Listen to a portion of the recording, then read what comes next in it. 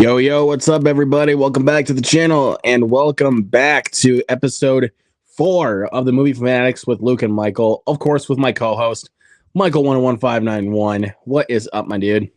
I am doing very good on this lovely Tuesday night. always enjoy to be here every Tuesday. Yes, sir. But yeah, we got a buttload of a show for you guys tonight. Some really good stuff to talk about for you guys.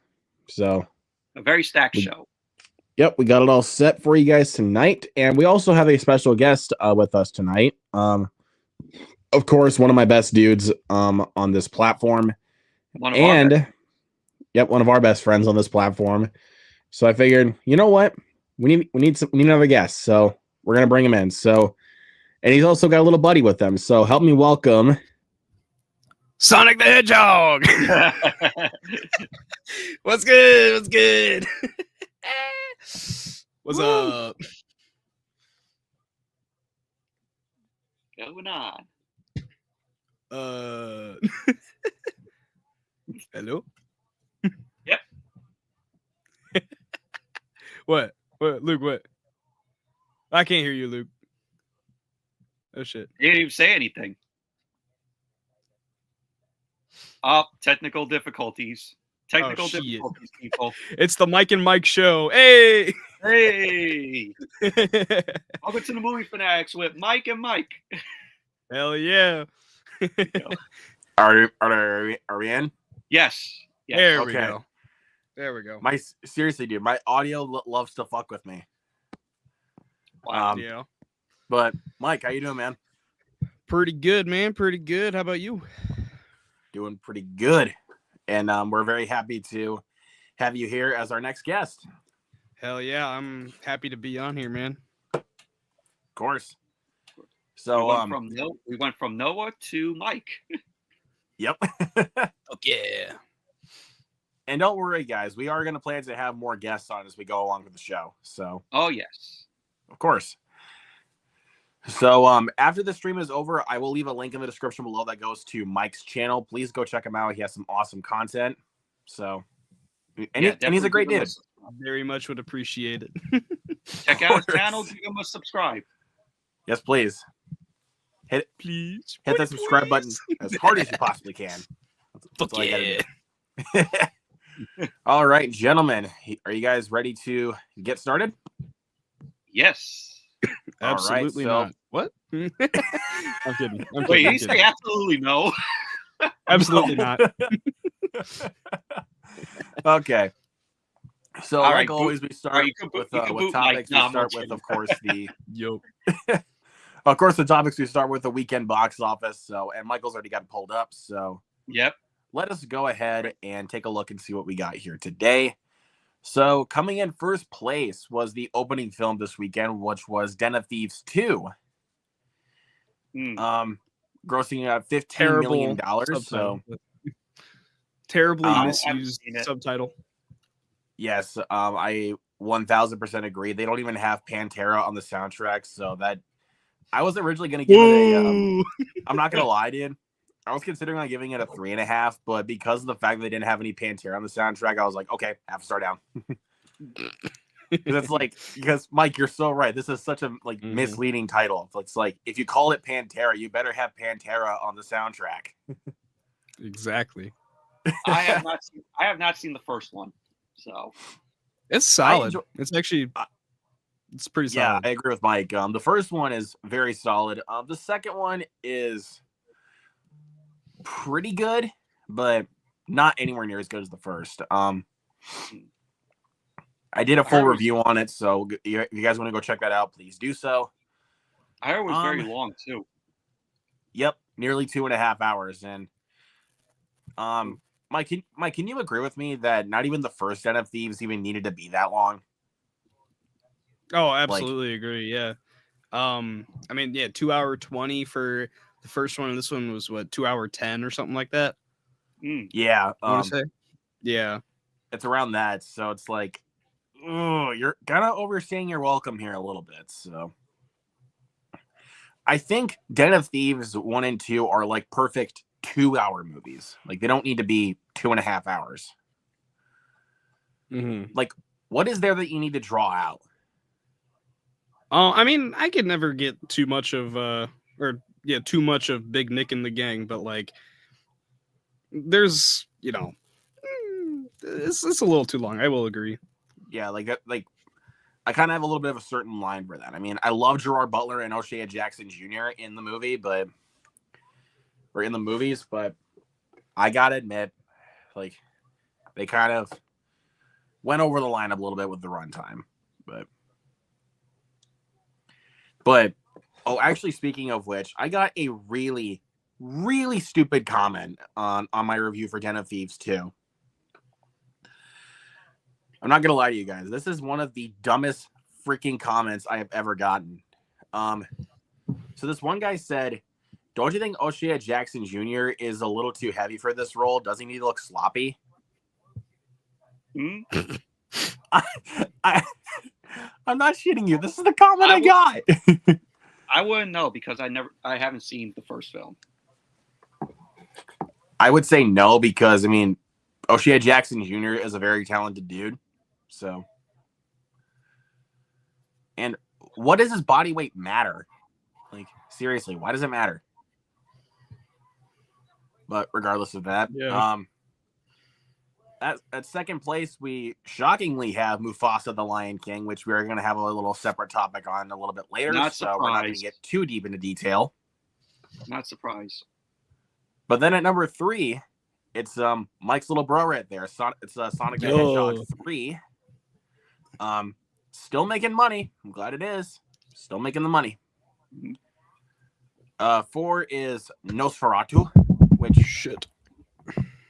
I don't know. I think I might go watch that again on Thursday night. Honestly, I might go watch that for one more time because that movie's been so engraved in my mind lately. It's so damn good. 5, to absolutely nobody's surprise, Moana 2. Nope. No surprise. A Complete Unknown coming in at number 6. I think that should be making more money by $200, but yeah. Yeah, but it's doing good though. Mm-hmm. Yeah, it's got solid legs. It seems like so. Yeah. But like I said, with The Complete Unknown, that movie honestly should be making more money, but way more than Wicked. Oh yeah, it's Mike's favorite movie. Wicked. Oh man. Yep, my favorite movie in the world. He thought it was great. Pretty enthused. Fuck that movie.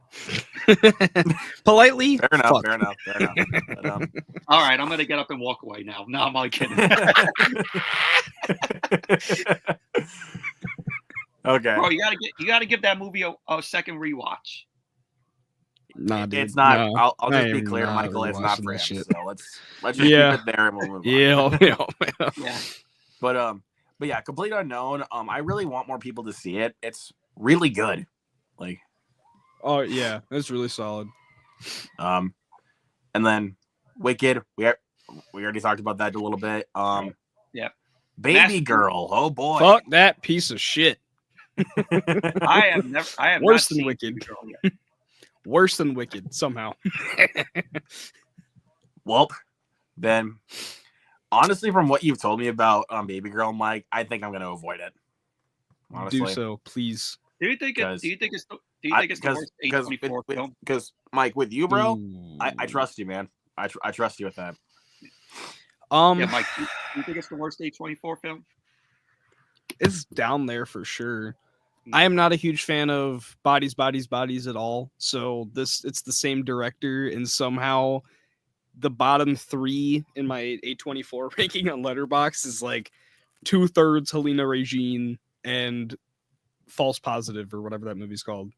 Yeah, False Positive. Awful movie. Now, would you watch Bodies over Baby Girl? Yeah, I probably would. But like on a technical standpoint, I think Bodies or no.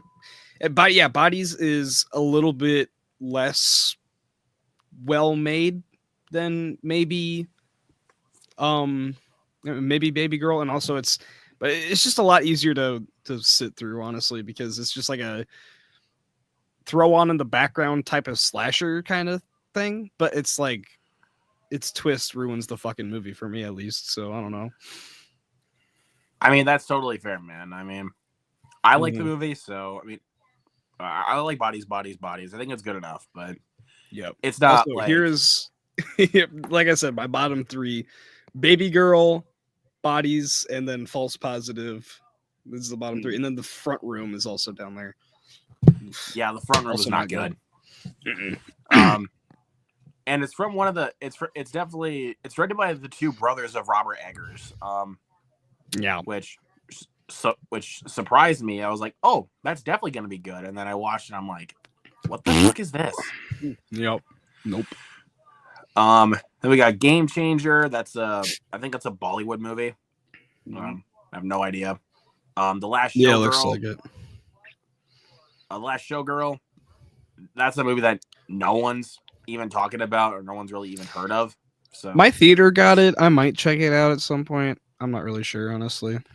The Brutalist, which is the one that is sweeping the Oscars at the moment, or the awards, I should say, not the Oscars. It's not even the Oscars yet. The awards playing at 60 theaters is crazy, though. What for the Brutalist? Yeah, it's playing. It says 68 theaters. Yeah, and that movie is 3.5 hours.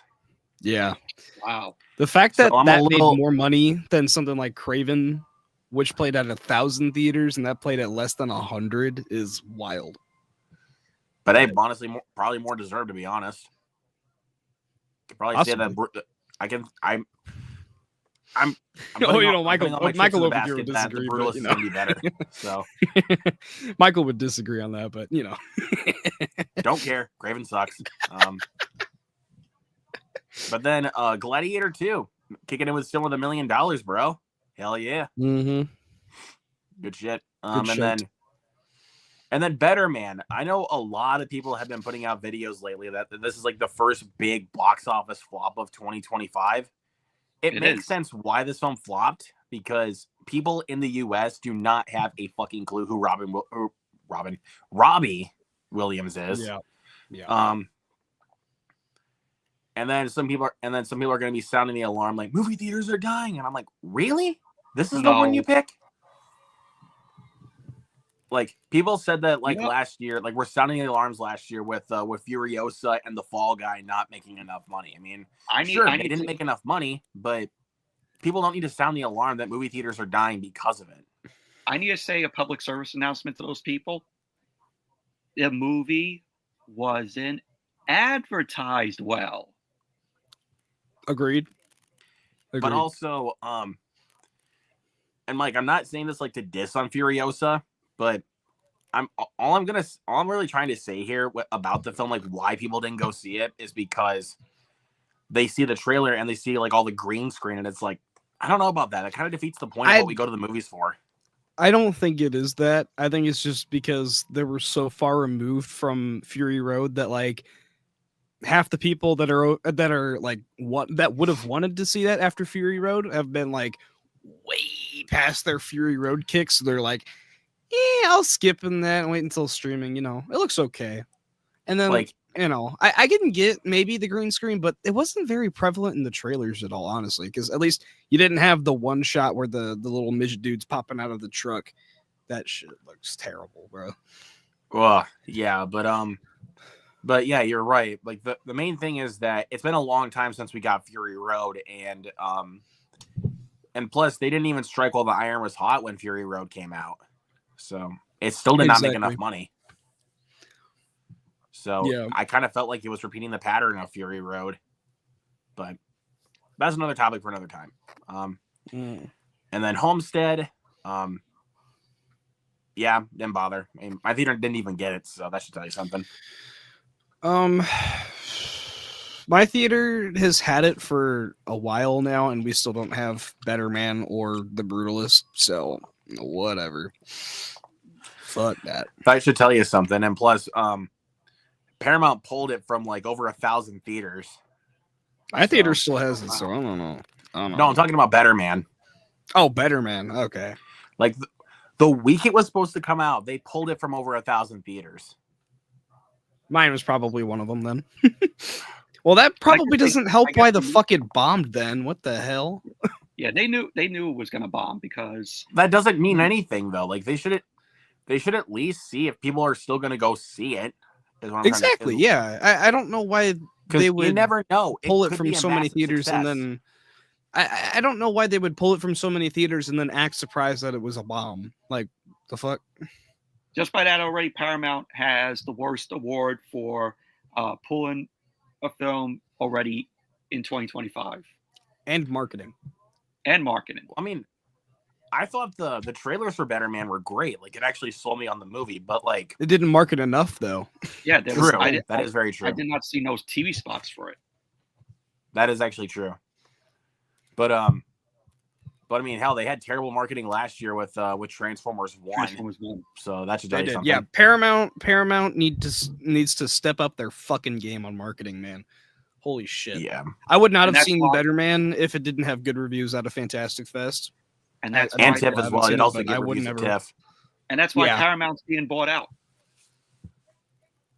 Yeah, that's That's a story for because another the day. only thing that's even carrying them right now is Sonic. So, Hmm. but It's doing money yeah, though. So, well, that and Gladiator, but yeah. Yeah, that ain't Gladiator for sure. But Sonic is still in a lot more theaters than Gladiator is. So Yep. let's see. Then most of these are like the rest of these are like under $1 million, so we don't really need to go into too much detail We with got these. Craven the Hunt. We got Craven the Hunter, which is doing fantastic. Hurry. 24 The Fire million Inside, which dollars I actually think domestically. got pulled from theaters because it's not making a lot of money. Oh yeah, the 73% drop. Yeah, that's a huge drop right there, dude. That's a big drop. The Damned, Nickel Boys. 76. Wow. Yeah. Shit. Yeah, there's quite a bit of drops with these, but quite a few of these are on digital now, like a Real Pain. Conclave's even out on physical already. Mhm. And Honora's of course on digital, so Yeah. And But- I saw The Wild Robot is being re-released in some theaters. My Alamo Draft House got some like 2 showings of it. Nice. there you go. I mean, Probably for award season. Yeah. I think That's it is usually gonna what be my the theater front ends up runner doing. for. So. Yeah, I think it's gonna be the front runner for best animated feature, like for sure. Mhm. Mhm. And you want to know what? It better win. I It hope has so. to. Well, I've heard good things about it, but from the looks of it and people that love the film, I think it's got to win it. Yeah, I think that's the clear winner. So, but yeah, I think we're all good on the box office here. Oh, Oh shit. I think you clicked the wrong button. epic fail. But yeah, that was some interesting numbers to say the least. Mhm. Yep. Do you think Wolfman will clock in at number 1 at box office this weekend? No doubt it probably will, yeah. I mean, it's not gonna pull out the families, but like Den of Thieves didn't pull out the families, and that only made 15 million, and that was at number 1, so I think it's probably gonna make about 20. So I mean, don't be surprised if my theater's even packed for Wolfman. So don't be surprised. yeah, I want to say, is it a Blumhouse movie? Damn, it I is. closed the wrong link. Of course you did. Yeah. Epic fail. Well, two epic fails. You with the audio and me closing out the link. Oh, yep, 2 epic fails already. 2 epic fails already. Yep. All right. So, gentlemen, let's go on to our next topic. We're going to talk about some recent trailers here, since we got a trailer last week, and also we got 2 new trailers today. Because last week we got a new trailer for David Ayer's new film, A Working Man, starring Jason Statham. And today we got a first look at Until Dawn and a teaser trailer for The Woman in the Yard. So anyways, did any of you guys see any of the trailers? I did see the Woman in the Yard because I was on Noah's stream and he played the trailer for it. It was a teaser trailer, and from the looks of it, I just thought it looks very mid from the trailer. I mean, it's only a teaser, so they're not showing a whole lot, which is good. Blumhouse, Universal,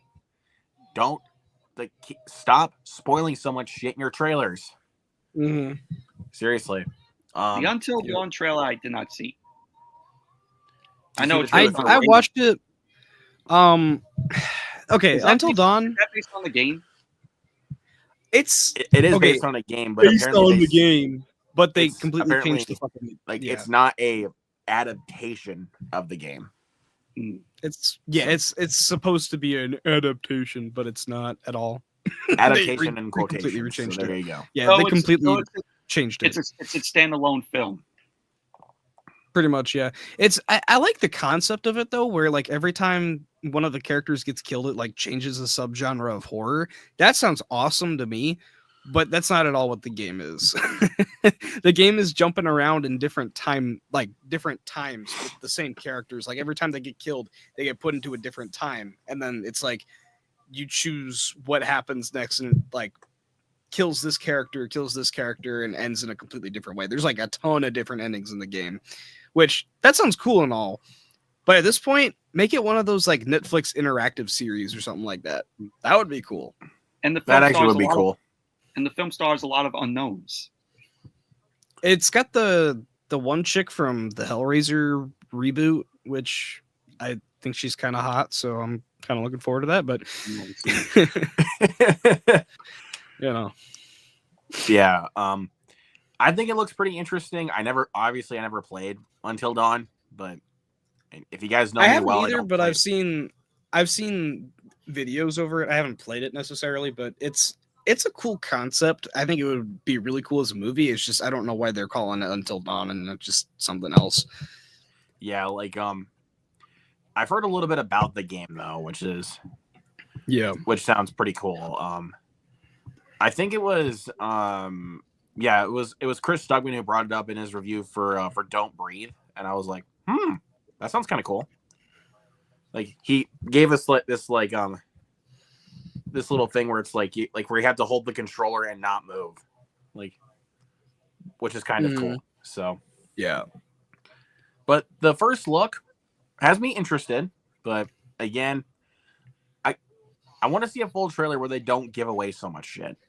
Like, yeah, I honestly, I'm more excited from their description of the movie than I am from the actual trailer. Yeah, I think them just saying it's jumping around from different subgenres. That just sounds fucking cool. But yeah, so yeah, we got Until Dawn and Woman in the Yard. About a working man. Yep, Jason Statham back once again. Did not kicking some more ass.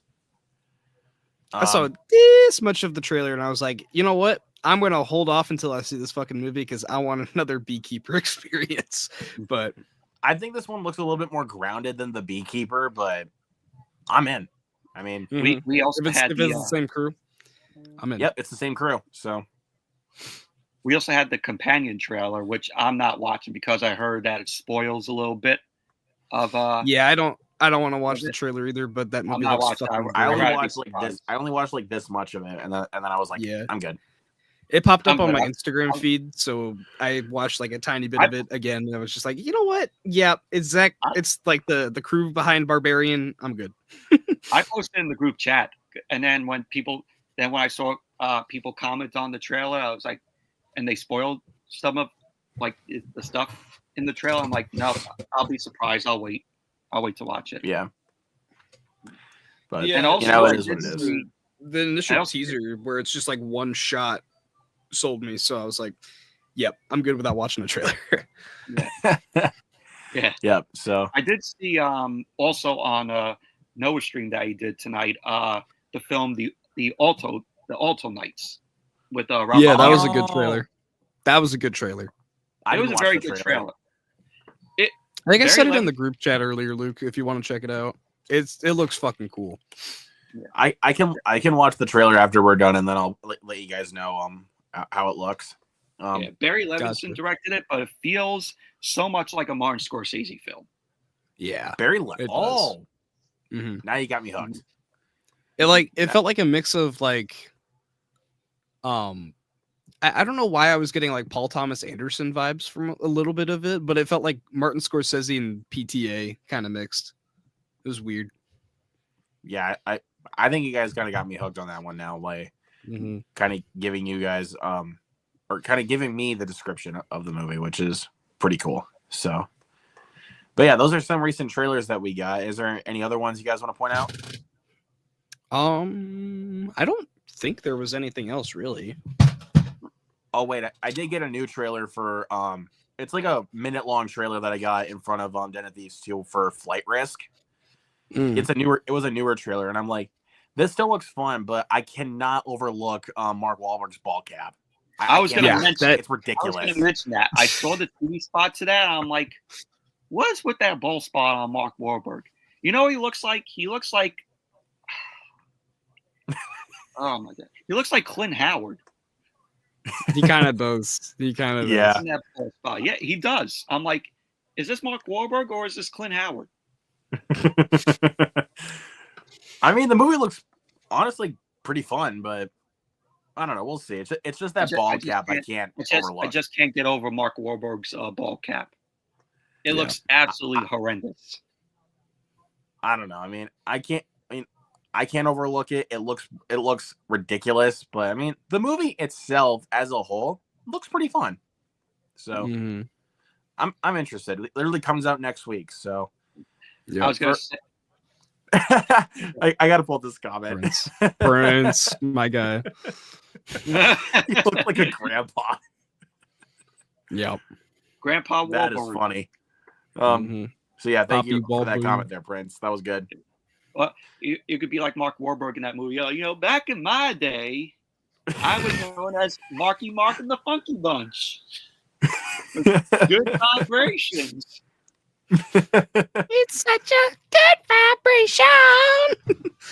It's such a sweet sensation. Luke, I was gonna say, dude, you literally sound like that, like a heavy metal rock star, just going like, "Yow." He does. It's such a sweet sensation. He's got that. He's got it. Dude, that's good, man. Like Steven Tyler. Yes. Steven Tyler. But Luke, I gotta say, before we get into the next topic, I found this and I want to go over it really quick. The Letterboxd 2024 year-end review. We can probably go over that at probably, yeah, maybe in a little bit, but yeah, because there's also still quite a few topics we still have to go over, especially one big one that occurred last week. So, but before we get to that, I'm gonna hit a few comments here since I've been ignoring you guys for like the past 28 minutes. But we got Ethan in here. What is going on? He says it's Mikeception.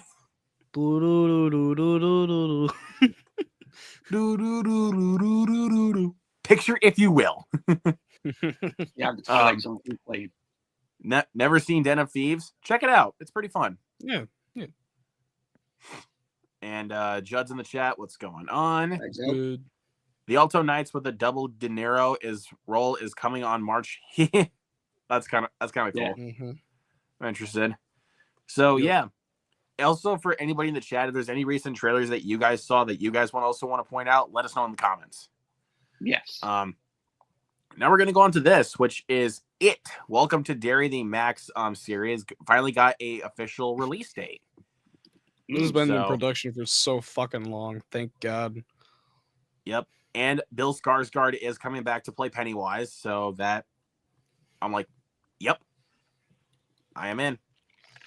Yeah, wasn't there like a thread going around for a while that he wasn't going to return as Pennywise or something like that? I'm not exactly sure, but I feel like there was, but I'm not really sure. But well, 1 second. Yeah, I'm trying to find the article here. Oh, there you go. But yeah, But before we get into the article, let's go.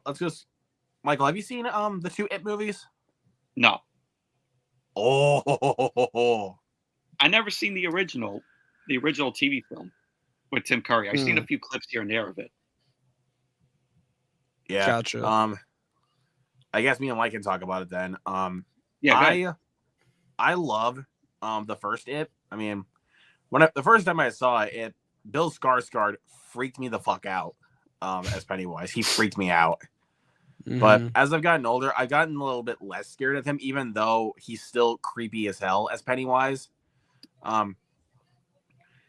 What I used to like be so in love with it, but as time has gone on, I have noticed one of the film's biggest problems, which is the CGI. So, some of that CGI, That's the same I'm with like, me. yeah, the CGI, I'm like, okay, you really could have handled that better. It's Andy also one of the same Muschietti problems I needs have. to- It's also the same problem I have with Chapter 2. And The Flash, which is ironically Andy Muschietti, who we'll talk about in a little bit. Oh, We'll talk about him later. we will talk about that. Yeah, we will talk about that. But but yeah. But also, I'm gonna be honest, I actually really like It Chapter 2. I mean, yes, it's very long, and yes, the CGI is not good, but I enjoyed it enough for what it was. So, Mike, what about you, man? I have a soft spot for both of them. The first one, I love the story. It's just the CGI I can't fuck with. The second one, It Chapter 2, I gotta say, like, I watched it back to back with the first one when I first saw them, and like, yeah, bad CGI, very repetitive, very long. I just don't like the third act, and that's really the only thing I don't like about the movie. I love the stuff that they do with Eddie, but besides that, like in the very ending at least, I hate the fucking giant Pennywise spider and how they kill him by calling him a fucking clown. Like, what the fuck? And then like the whole, 2 hours plus that we were watching where they're trying to get their artifacts to put into this ritual, and then the ritual doesn't fucking work. It's like, what the fuck was that for? Like, you were just spending an hour and a half trying to get all of these artifacts for it to do nothing. So we just spent an hour and a half watching this bullshit unfold, which is peak, by the way. Love that stuff. And then it's just resulting to nothing. Like, what the fuck? But yeah, whatever. But yeah, Michael, if you wanted to pull back up the article really quick. Yeah. Oh, we got Jacob Hubbard in the chat. What's up? What's up, Jacob? How's it going, man? Jacob. All right, let's bring this in. Here we go. So, yep. Welcome to Dairy. Yep, an It director. This is it, telling the story about Pennywise's long history with the main town. He revealed the series is adapting the interludes from the book, which detail Mike Hanlon piecing together dairy history.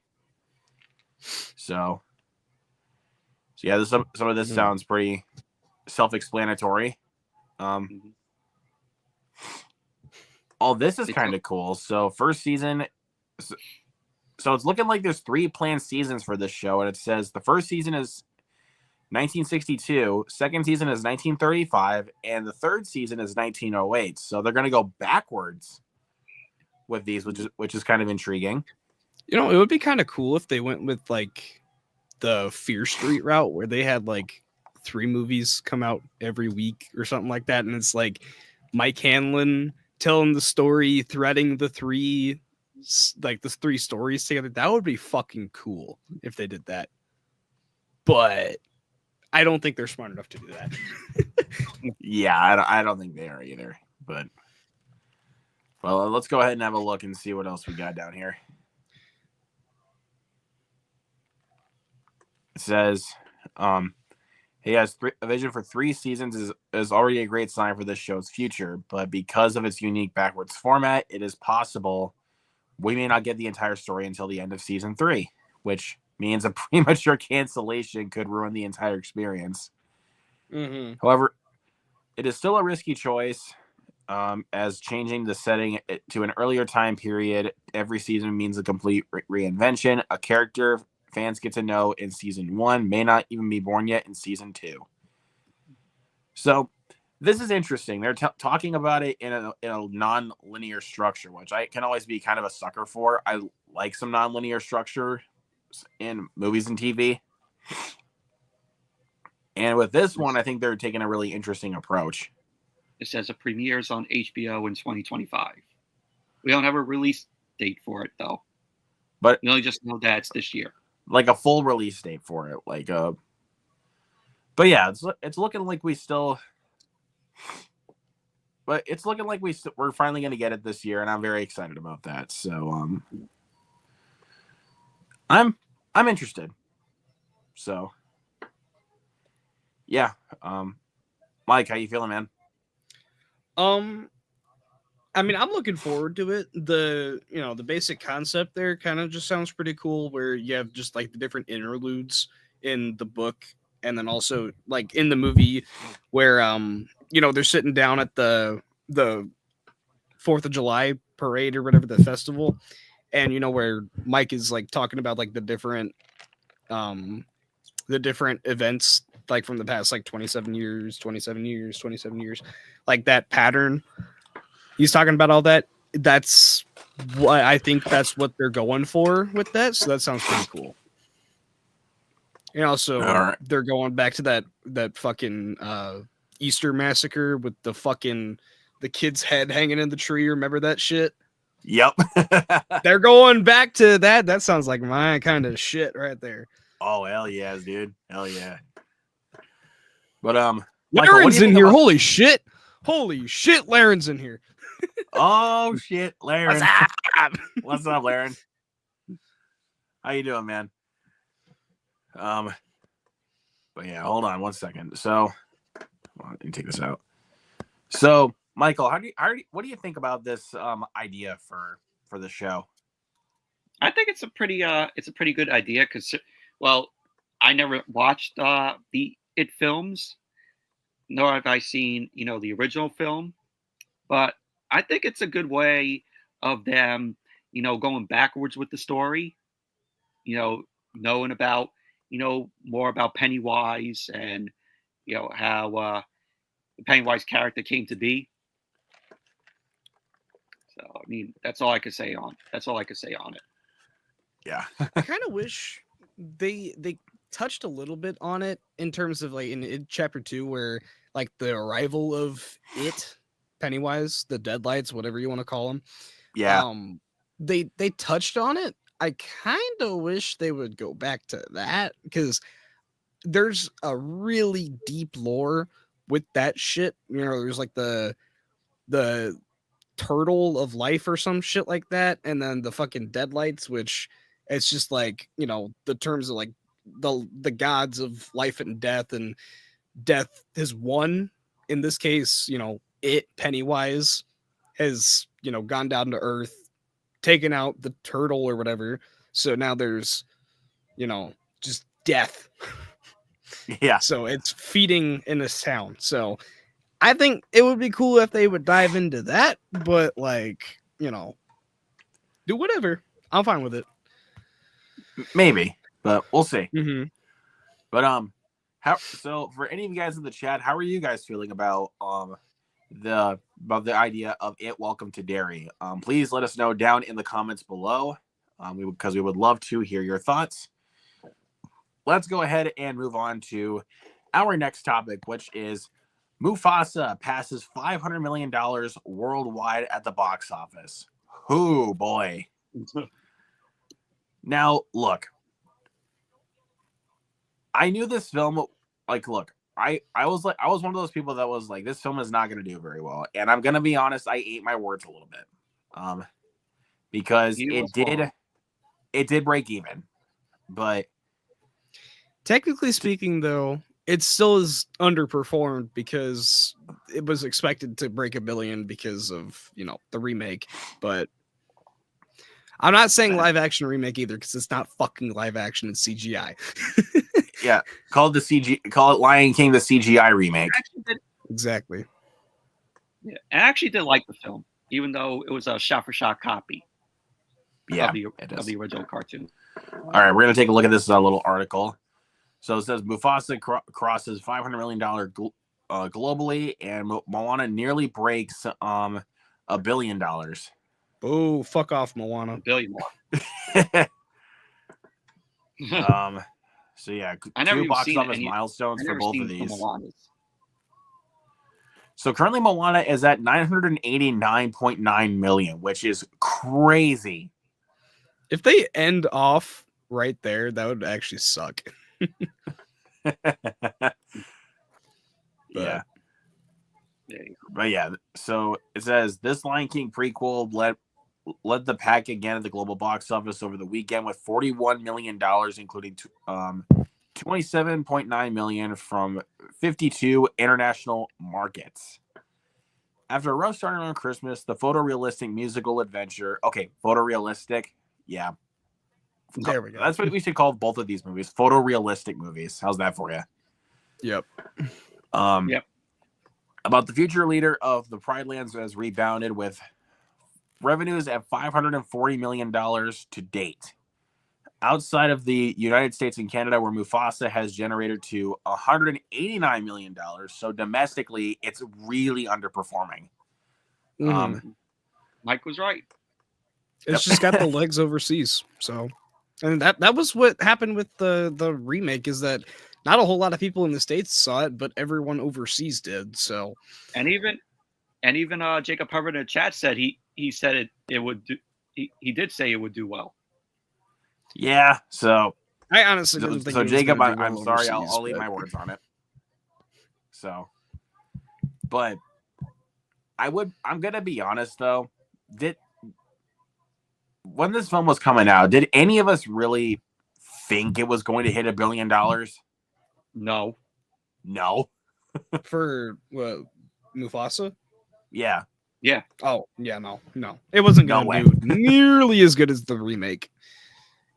Because, like you said, like domestically, it's really underperforming, but a lot more people are seeing it overseas. So yeah. Because let's see, in France, it got 33.7 million. The UK 29.9, Mexico 24.6, and Germany 24 million. So, yeah. Which, I mean, okay, to be fair, 189 million, that's pretty good for domestic numbers, but like compared to where, China would probably bring in another like 200, 300 million, like compared to that, it's not great. No. Well, I mean, it's pretty good. Yeah, it is pretty good for like domestic numbers, like you said, but to be fair though, this film did cost like a little over $200 million. So yeah, so it's just barely broken even. Yeah, and Disney doesn't want to admit that it's underperforming. Yep. Yeah, they really don't. They definitely don't want to admit that Sonic is doing better. So that's why they're bullying people to go see it. I wouldn't quite say bullying. I think it's just kind of bullying, like, Yeah, bullying's what's the better word for it there, Mike? They're okay. I don't think they're trying to get people to watch it. It's just, well, I mean, no, they are getting people to watch it, but they're marketing it a lot more, saying this is the #1 movie in the world, and it's like, no, Sonic was, and they're still saying it right now when Mufasa was dethroned by Den of fucking Thieves, but yeah, they're saying it still, but so like. So that's a better way to put it. They're marketing it a lot more because Disney apparently is pushing more people to watch it. Yeah. So like really, actually, I think with that being said, though, their marketing budget has gone way up. So it is skyrocketing. So it's not. I don't think it's really profitable yet either, because with a massive marketing budget, usually that means it's like 3 times the budget. So. Like that's so like what that could be up to 600 million. 600 million that it'd have to make. Yeah, it's technically not even profitable yet, really, if you think. So yeah, there's and the film got beat out by Den of Thieves. I'm like, that's pretty laughable. Yep, it's losing steam. It's losing steam. But so is, Sonic a little bit, and But I mean, Moana slowly losing steam. But yeah. But at least Sonic, it's still kicking. So yep. Sonic. That's one thing we can be happy about is that Sonic is still kicking. Yeah. So, I mean, to be fair, Sonic is way more profitable because it only costs $120 million or something like that. So. Yes, only $120 million. Down here it says Sonic the Hedgehog 3 added 20.3 million from 62 international markets and 31.3 million worldwide over the weekend. The film opened in China where it flopped with 1.8 million. Oh damn! And it grosses at 384 million after 4 weekends of release. So yeah, it's pretty much safe to say that it broke even. So it definitely did break even. But it's got more legs in the States, like domestically, than it does in China or something like that. But in any other country, so because Sonic is more popular here. Yep. Well, wasn't it initially a Japanese game though, Sonic, or am I? It was made by Sega, yeah. Sega. I was thinking Sega was like a Japanese company, but that is kind of odd that it's not doing that well over in Japan. Or I mean, maybe it's in Japan, but I don't know. Yeah, in China at least it's not doing very good. But like, I don't know. There's Jacob Hubbard's comment. So it was expected to drop. Disney is not bullying audiences to see their movie. They are a company that is trying to get their movie more money. It all comes to money. I mean, that is true, but it's the fact that they keep marketing it so much, like through YouTube, that they're trying to like push people to go see it more. Yeah, and they've like what he said. Yeah, they're trying to get more people to get money for their movie, so they're pushing it for the audiences to go see it again and again. But like, they've really inflated the marketing budget, so I don't even know if it's even profitable anymore, just because of how many fucking ads they have for it. So because I feel like every single day from Disney through YouTube, I get notifications like Mufasa the Lion King in theaters now, and I'm like, yep. And I still see the TV spot. The Mufasa's the #1 movie in the world for a month in a row. It's like, I see it too. Yeah. No. Yeah, we get what you mean, Jacob. It's we're not making them keep getting up, money. Though. It's just we don't want them to get. I mean, it's Disney. We do kind of want them to give up, but they're Disney. They're not going to. So it's going to be. I could tell it's going to be the same thing when Snow White comes out. Yeah, I think that's probably going to be the same thing, but maybe not. Like, I don't think it's going to be like as egregious as Mufasa was, like when it came to, the marketing strategies and stuff like that. But yeah, well, at this point, I don't even think Disney wants to make that movie anymore, just because of how much shit's gone on in production wise.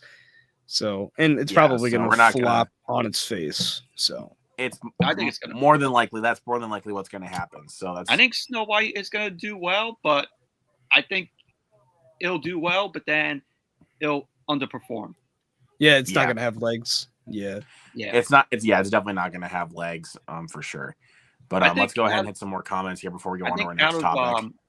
I think out of like the Disney films this year, I think Lilo and Stitch is going to be a hit. Yes, I think that's like the. Wait a minute. That's the same weekend as Mission Impossible. So it's going to be a stiff competition. Of course, Mission Impossible is going to get the #1. I think not necessarily. I think they're overrated films. You haven't even watched them. Michael, don't do that, bro. You haven't even watched them. I know, but I've seen the trailers to them. I'm like, they're not my cup of tea. That's fair. I mean, it's the same thing when I say with Wicked. Not my cup of tea. So. But I get that. You can give yourself credit that you at least gave it a try.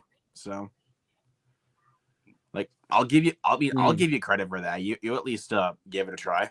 So, but let's hit the comments. Jason's in here. Jason, dude. We'll get you on the show soon. Glad for you. Totally fair, man. I don't like the movie, but totally fair.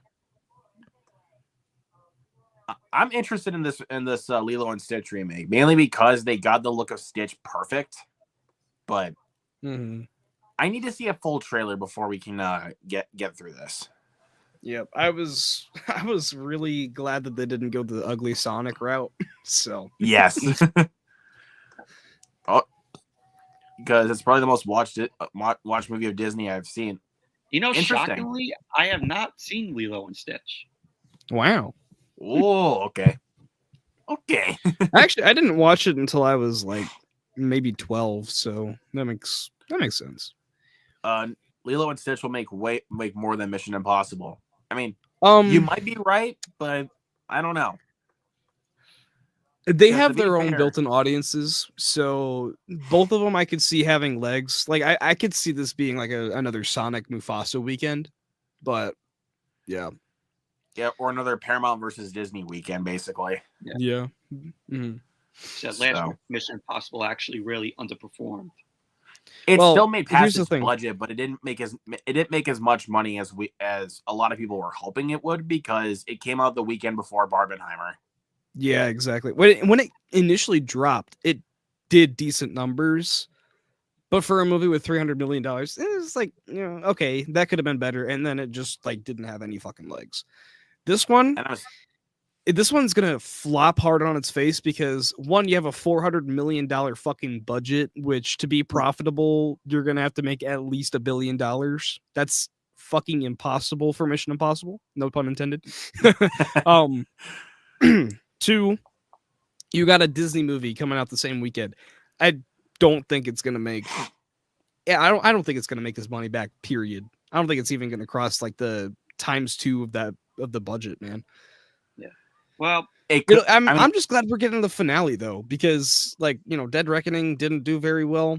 I'm just glad we're finally we're getting that finale. Unlike Horizon, where we're continuing the story, or they were going to continue the story and they just fucking canned it because the movie did horrible. But yeah, so this is the numbers here for Dead Reckoning. And it was on a $291 million budget, so yeah, it definitely did underperform. But it's, again, we're kind of on a trend here, because apparently Mufasa did better internationally, and it seems like the same thing with Mission Impossible. But it is what it is. But yeah, I don't know. I mean, all I can really hope for is that Mission Impossible is good. Like, so hit the international numbers. Good finale from Mufasa. It literally compatible numbers right there. Yeah, compatible numbers right there for sure. Yeah. But yeah, I guess we'll see what happens when we get to that. But anyways, let's go ahead and move on to our next topic, which is that the Den of Thieves director has confirmed 2 more films for this franchise. So this is interesting. I can speak on both since I've seen both. Like I said, I really enjoyed the first Den of Thieves. I thought it was really fun, just way too long. Second one, thought it was pretty good, but really, really slow in parts, and it did not need to be 2.5 hours. But so here's the thing about the first one, where a lot of people were saying like, why is Den of Thieves 2 happening? The first one wasn't even that popular. It's like the first one sets up perfectly for a sequel, so it kind of makes sense. Does the second one set up for a sequel? Because kind of does, honestly, but not as much as the first one does. Right, yeah, because that ends off on a huge twist and then cuts. So that makes sense that it makes sense that they got the sequel initially, but yeah. So it says here that Jackson Jr. sees these movies as the building blocks of a franchise that could stand tall alongside juggernauts like the Fast and Furious saga. No. No. No. Yeah, but it is what it is. The actor spoke to Variety about the joy and anxiety of doing big stunts, what a Thieves series could look like, and why he's hoping to expand his work into anime and video games. Yeah, this is pretty interesting. So he said his trainer kicked his ass for a few weeks. In movies, you got to make sure that the chest, shoulder, and arms are big. Then we had technical training, of course, because Christian Gudagas. I was about to say. I hope I'm not butchering that. That's why I didn't say his name like when I did my review for Den of Thieves 2, because I thought I would butcher it like badly. Yeah, it's just the director. Yeah. Yeah. His whole thing is attention to detail. Big Nick's in law enforcement, and Donnie has a Marine tattoo. These guys know what it takes in combat. Simple things like being in formation and in their actions not wasted movements. So those days off of filming are usually spent perfecting your movements and your stance while either holding your weapon or even simple things like where you place your seat. So this is it. Okay, so basically this is kind of going over like his whole training thing, which is pretty cool. I mean, it's pretty much a given, like when it comes to a lot of action films, that there's of course going to be a lot of training to prepare for roles. Mm-hmm. Well, here's something you could read. Okay, so Or Den of Thieves 3. I'm trying to Vin Diesel this thing. For Den of Thieves 3. Yeah. So I'm not going to sugarcoat it. I'm trying to Vin Diesel this thing. To quote Ryan Reynolds, I want to work with Gerard until he's 90. Do not ever. Okay, take the right lesson from this. Do not ever try to model yourself after Vin Diesel. He's not a good dude. At least in Hollywood, he's not a great dude. He's not. That's what I heard. Because remember, he's a dick. Because Fast X underperformed and he blamed Jason Momoa. Yeah, he's a dick. My guy, Jason Momoa was the best part. Mm-hmm. Why don't you blame Fast 9 for going? Is that the one where they went into space? Yep. Why don't you blame that? I literally wanted to get up and go after that point. I was just like, okay, this is just gone way too far. Why don't you blame that for Fast and Furious failing now, Vin Diesel? Blame that film. Yeah, where people just plus, like a lot of people didn't know that it. Fast 9 was going to be bad. So, well, yeah, and then after that, it burned bridges, and then no one wanted to go see Fast X. So, yeah, for good reason. I mean, Fast X was fine, but it's better than 9. I'll tell you that. The franchise needs to end. 1,000%. It does need to end. It's supposed to, but it probably won't. I have not watched one Fast and Furious film at all. The first couple are fun, but I say like that after 7, I like the first 3. After 7, yeah. Like the first. It's gonna sound like one of those things where like you're trying to get people to watch like anime. Or it's like, oh, it gets good after like the first 20 seasons of it. No, it's like it's good for the first like 7 movies, and then it just like tanks in quality. But 10's fun. It's very stupid, but I have 3 films that I could watch over the Fast and Furious films. Oh, I'm sure. Need for Speed, Gran Turismo, and Ford vs Ferrari. Here's the thing, though. I think those movies are not at all compatible. Those are not at all compatible with Fast and Furious. You haven't. Okay, Fast and Furious is not just racing. Well, the first one, it's Point Break, like the story of Point Break, but there's racing in it. The second one, kind of the same thing. The third one is all about Tokyo drifting, and then it turns into a fucking spy movie series. So it's not at all compatible to something like fucking Gran Turismo or Ford v Ferrari, where that is like a racing movie to the core. But yeah, but I mean, but to be fair though, but like I definitely would take those 3 over most of the Fast and Furious movies. Like, but they're not comparable. I know they're not comparable, but I do would agree. rather rewatch something like Gran Turismo yeah, for sure, but like it's just not comparable in the slightest. True enough. That's very true. But like, Yeah. honestly, in my opinion, the ones that I think are the ones that are worth watching, at least in my opinion, are the first three, 5, 6, and 7, and honestly, Hobbs and Shaw. Like, I mean, I think Hobbs and Shaw is good enough. I mean, And 10 if you want to watch Jason Momoa be a goofball, but no. I mean, Other Hobbs than and that, Shaw is incredibly stupid, but it's fun. but the movie knows You it. got Idris The movie Elba. knows it's You got stupid. Idris Elba turn into fucking Iron Man in that movie, so yeah. Well, not really that. He literally plays as a villainous Terminator. Like, yeah. Let's see. I want to work. So yeah, Yeah. I just have so much fun doing these. And Christian, Gerard, and producer Tucker Tooley, I can't express to them enough how I really feel because that's just not what guys do. But I'll tell you, when I was in my early career after Straight Outta Compton, I didn't work for a year. It was because there was a trope against me that, of course, he can play his dad. Christian, Tucker, and Gerard took a chance on me, and they came and believed in me when other places weren't offering me strong scripts. Interesting thing to say the least. I mean, it is true, but with the fact that he didn't work for a little bit after Straight Outta Compton,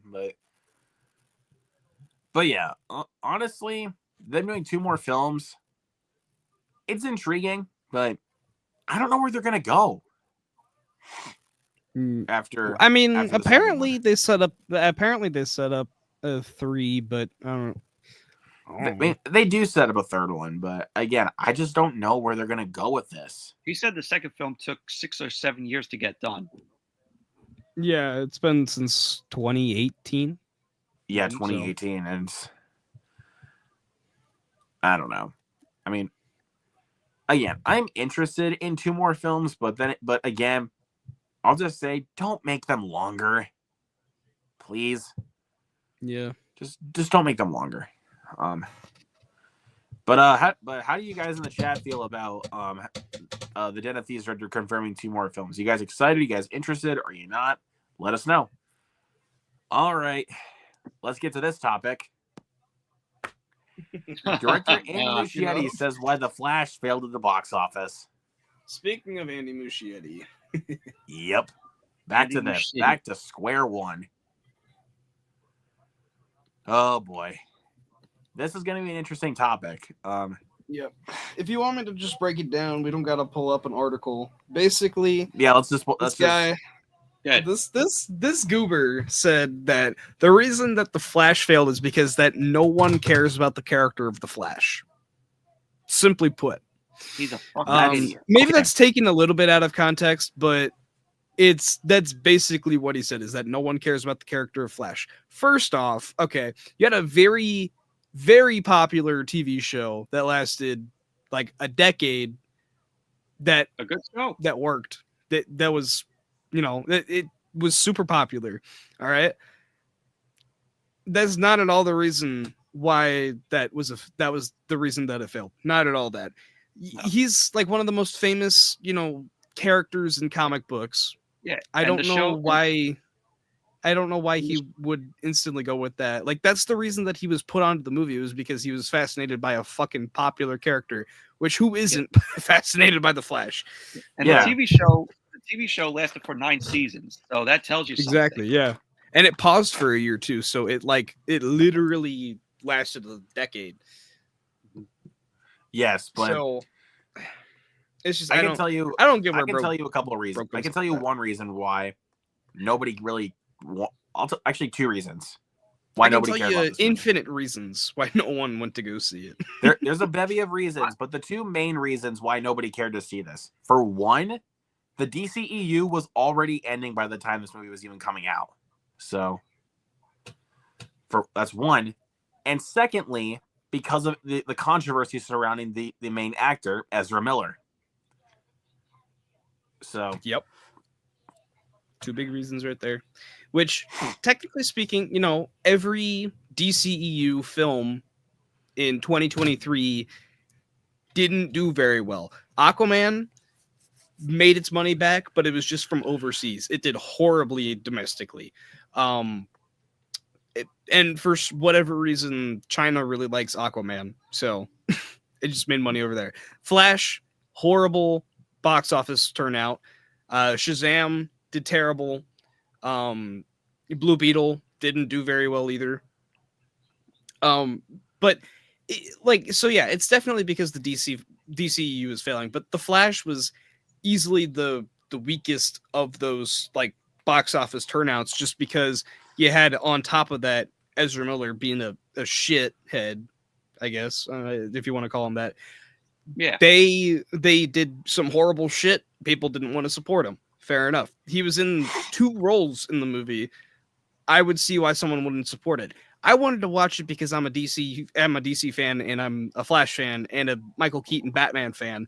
And I loved it because it touched on so many like personal like emotions and shit like that.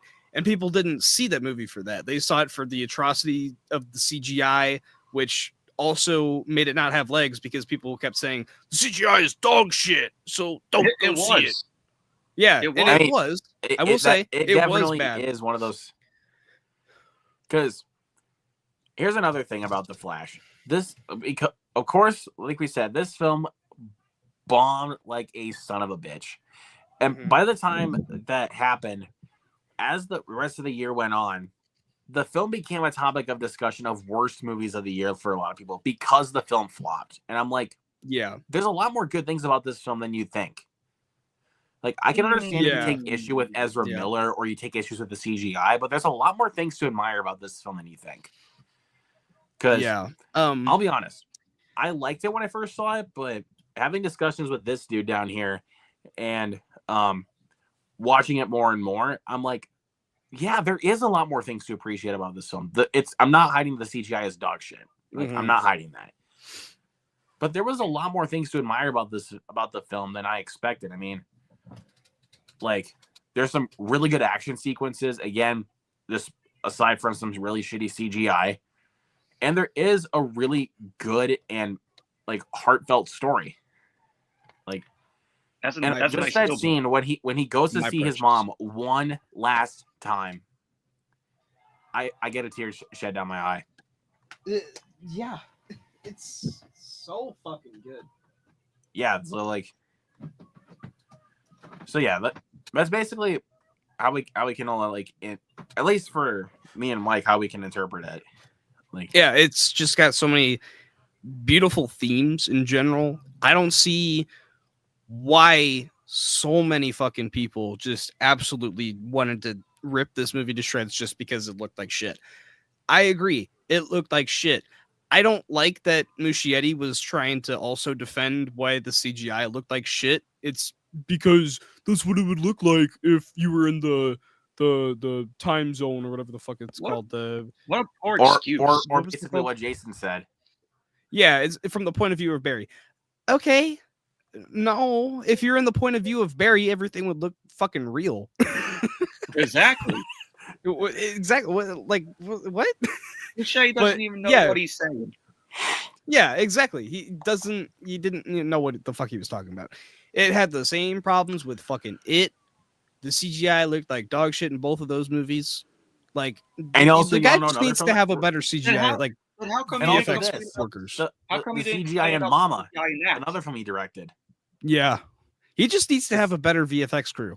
Like, simply put. Yes. So don't defend it. Don't defend it. If you know it looks like dog shit, well, he probably thinks it looks good because he's an older dude. But like, if people are saying it's dog shit, get a better VFX crew and don't fucking defend it, dude. I mean, Jesus yes. Christ. I mean, well, and also here's another thing. I gotta do this because it was like Vince McMahon in WWE. Andy Muschietti be like, with the special with the CGI. Oh, that's good shit, pal. Yep. That is honestly that's funny.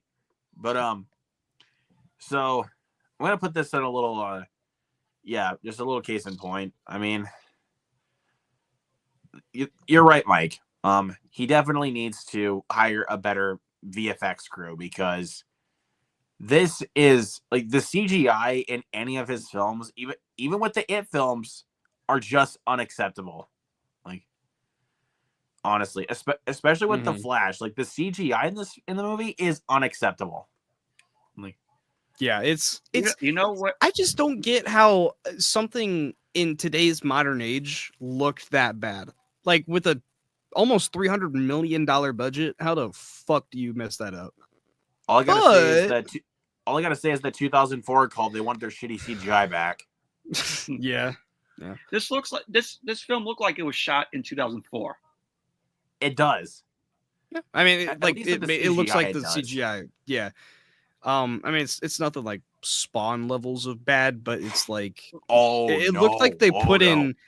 It looked like they mashed like a not a PG-13, a PlayStation 3 game into modern day cameras, and it's like, the fuck. Yeah. Okay. Can I just Like if say- they made a PS3 Flash game, that would be it. Which if that was a fucking video game, that would be an amazing video game right there. Holy shit. Can Yeah. I say my thoughts on this film? I thought when I first saw it, I saw it opening night.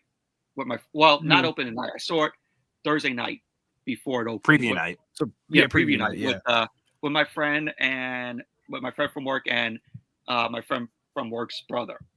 And we were sitting there, and the first shot where he tries to save that baby in the hospital. Oh my god. I'm like, what the hell is with this CGI? I'm like, Yep, this I film gotta looks make a joke. horrible. I gotta make Yeah. a joke on that. Step away from the children. Yeah, and then freaking Get Ezra away from those kids. Holy he's shit. peeking his head out.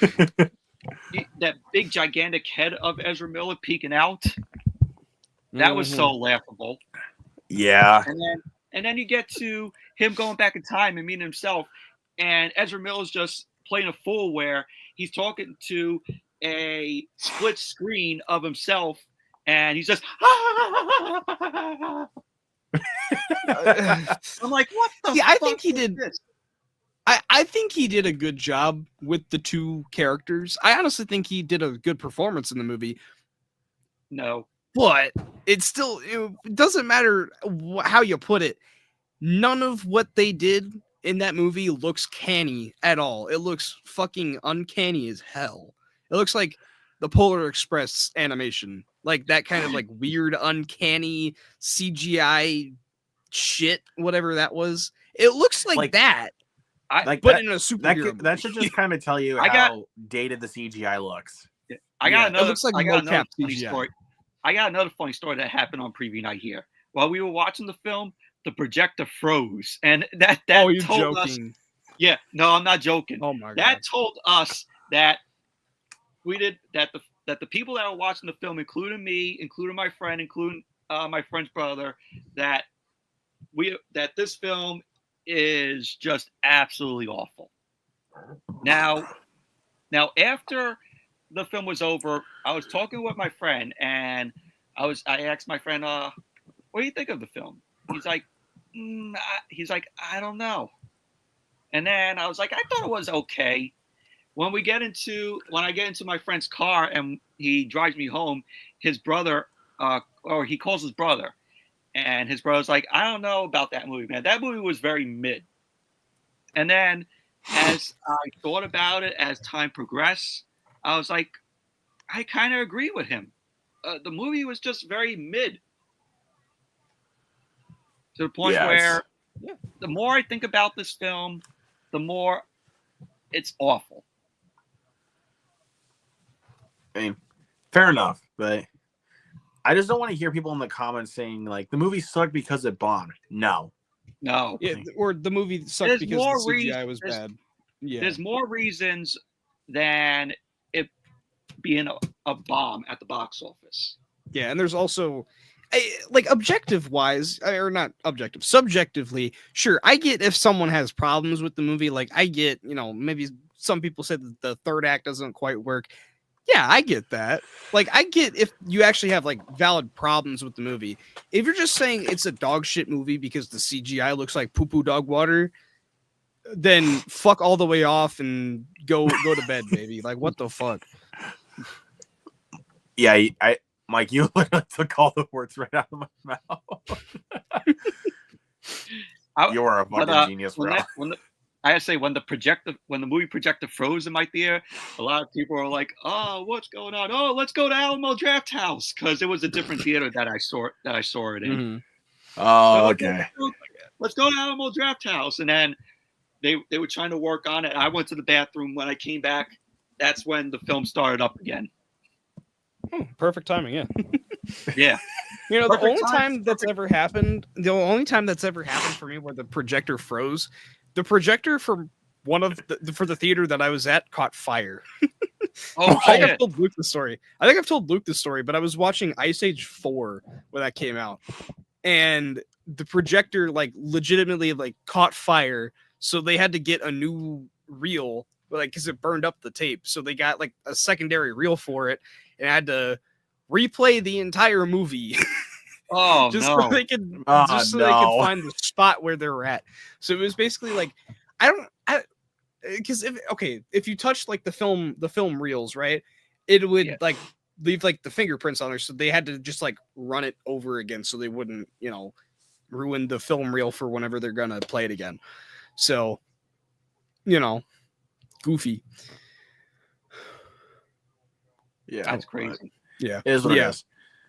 I never heard of a movie projector go on fire before. Yeah, it did. But I mean, after like, you know, a whole day of playing a movie off of a film reel, it kind of makes sense why it would catch on fire, because it's like a giant fucking light bulb that's probably about to burn out. So when that happened, did they have to evacuate the whole theater? No, it was a controlled fire because it was just up in the projector room. I mean, it's just like it caught on fire in the back, and they were just like, "Oh, fire extinguisher, take that fucker out." But you know, replace the projector and then put in a new film reel, and that was all they had to do. So, yeah. But what are your guys' thoughts on this whole madness that Andy Muschietti caused apparently with fans? So let us know all of that down in the comments below. What you guys' thoughts Andy are. Muschietti is an idiot. he's I wouldn't quite say an idiot. He's just a like what would you say, Mike? He's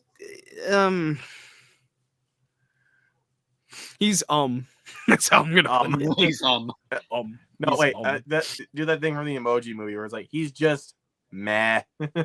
He's just meh.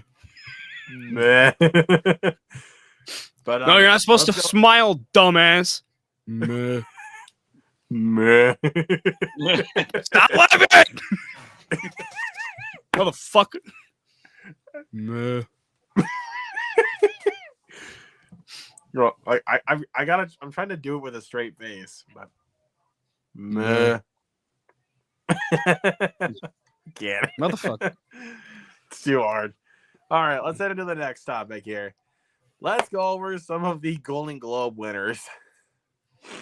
Oh boy, this is gonna be fun. We're a week late on that, but you know, whatever. I know we're a week late on it, but I was just like, you know what? Let's just go ahead and talk about it because it's like, here we go. There is definitely one choice where it's like, did this deserve it at all? Well, we'll get to it. Amelia Perez. Fuck that. Fuck that. Well, we'll talk about it here in a little bit. Okay. All right, let's pull this up here. All right, so for best motion picture of drama, we had A Complete Unknown, Conclave, Doom Part 2, Nickel Boys, September 5, and The Brutalist, which that of course went to The Brutalist. And then musical or comedy. Let's see the nominees here. Well, do you think that The Brutalist deserved it? I can't say. I haven't seen it. Yeah, I haven't seen it either. So, but let's go back up to the list here really quick. Let's go back up to that really quick because the best motion picture. I think honestly, out of all of these, I think that at least for the ones I've seen, I probably would give it to honestly Conclave. I thought you were going to say a complete unknown. That was the closest one, but I think I'd honestly say Conclave. Was it Dune, Conclave, Complete Unknown, and then what else was there? Nickel Nickel Boys. Boys, September September 5. Brutalist. It makes sense the Brutalist one though, just because it's like a lot of people are saying like Conclave, yeah, it's really good. Complete Unknown, yeah, it's really good. Dune Part 2, a lot of people are saying, yeah, this movie's fucking incredible. I like it. I think it's got problems. But the Brutalist makes sense though, because like all around people are saying it's a fucking incredible movie. So yeah, I mean, sure, it may deserve it, but it's just I'm just going off of the one that I have seen, like the ones that I have seen, like yeah, which one I think deserves it more. But that's another subject for another time, especially when we get to the Oscar noms. Oh boy, musical or comedy. This is some bullshit. All right, so we have A Real Pain, Honora, Challengers, Amelia Perez, The Substance, and Wicked. I can already tell you what should have won. Wicked. Honestly, for me, the real Honora. winner was Honora. Honora by far. I'm sorry. By a landslide. I fucking adore Honora. That was my favorite movie of 2024. My runner-up. Yes. A Real Pain was really good. Really sweet movie. Challengers. Why is great. The Substance like it put into a comedy? What? Well, I think it's because of the satire element about the messages and like the I don't that think kind of it's stuff. fun. Yeah. A comedy's supposed to be That's funny. more of That a horror movie movie's than it is a deadpan comedy. serious. What? It's a thriller. Yeah, Yes. it's deadpan serious. It's I get it's a Deadpan satire, serious, but like it's plus with, deadpan. of course, I mean, there elements were of David Cronenberg body horror. Yeah, So, there were a few humor things in The Substance. Yeah, but it's not a full-on comedy like Yeah, something like Honora. Sonic. Honora I think is a full-on comedy. So I think they might have given The Substance in the comedy because of that whole ending. That could be. Yeah, maybe, that always could be. but I don't know. All right, boys. Sonic's going to bed. He's a little EP. He didn't get his chili dogs today, so Bye, Sonic. bye. But me and Mike are going to speak on Amelia Perez since we have both seen it. Bullshit. End it. of story. I'll just say it did not deserve it whatsoever. Like I said, Honora is the clear winner in my book. So By a long shot. By a long shot. I mean, I wouldn't complain if either The Substance or Challengers even won. I wouldn't complain. Mm-hmm. But Honora, the fact that okay, well, I mean, we're not quite there yet, but the fact that Honora didn't win a single Globe pisses me the fuck off. It is a crime. Like, get the fuck out of town. But I wouldn't even complain. I wouldn't have even complained if A Real Pain won. Like, yeah. I wouldn't complain about that. I know why probably Honora didn't win a whole lot because of, what I heard Luke say about the beginning of the film, that it's a whole lot of sex. I don't mean it's I don't bad, know if that's though. exactly the reason why. I think it's because I don't know why they were putting Amelia Perez up for awards talk because is it a comedy? So bad. It's a musical. Honora is a comedy. Oh no, yes. Honora is a comedy. Amelia Perez is a musical though. So I guess it counts for this genre, but again, Honora is the winner in my book. I don't want to hear it. I don't want to hear anybody in the comments say that Amelia Perez is the winner. I don't want to hear it. Honora is the winner. Yeah, Amelia Perez was awful. Yes. So let's go ahead and get into the next comedy or next comedy category. Category.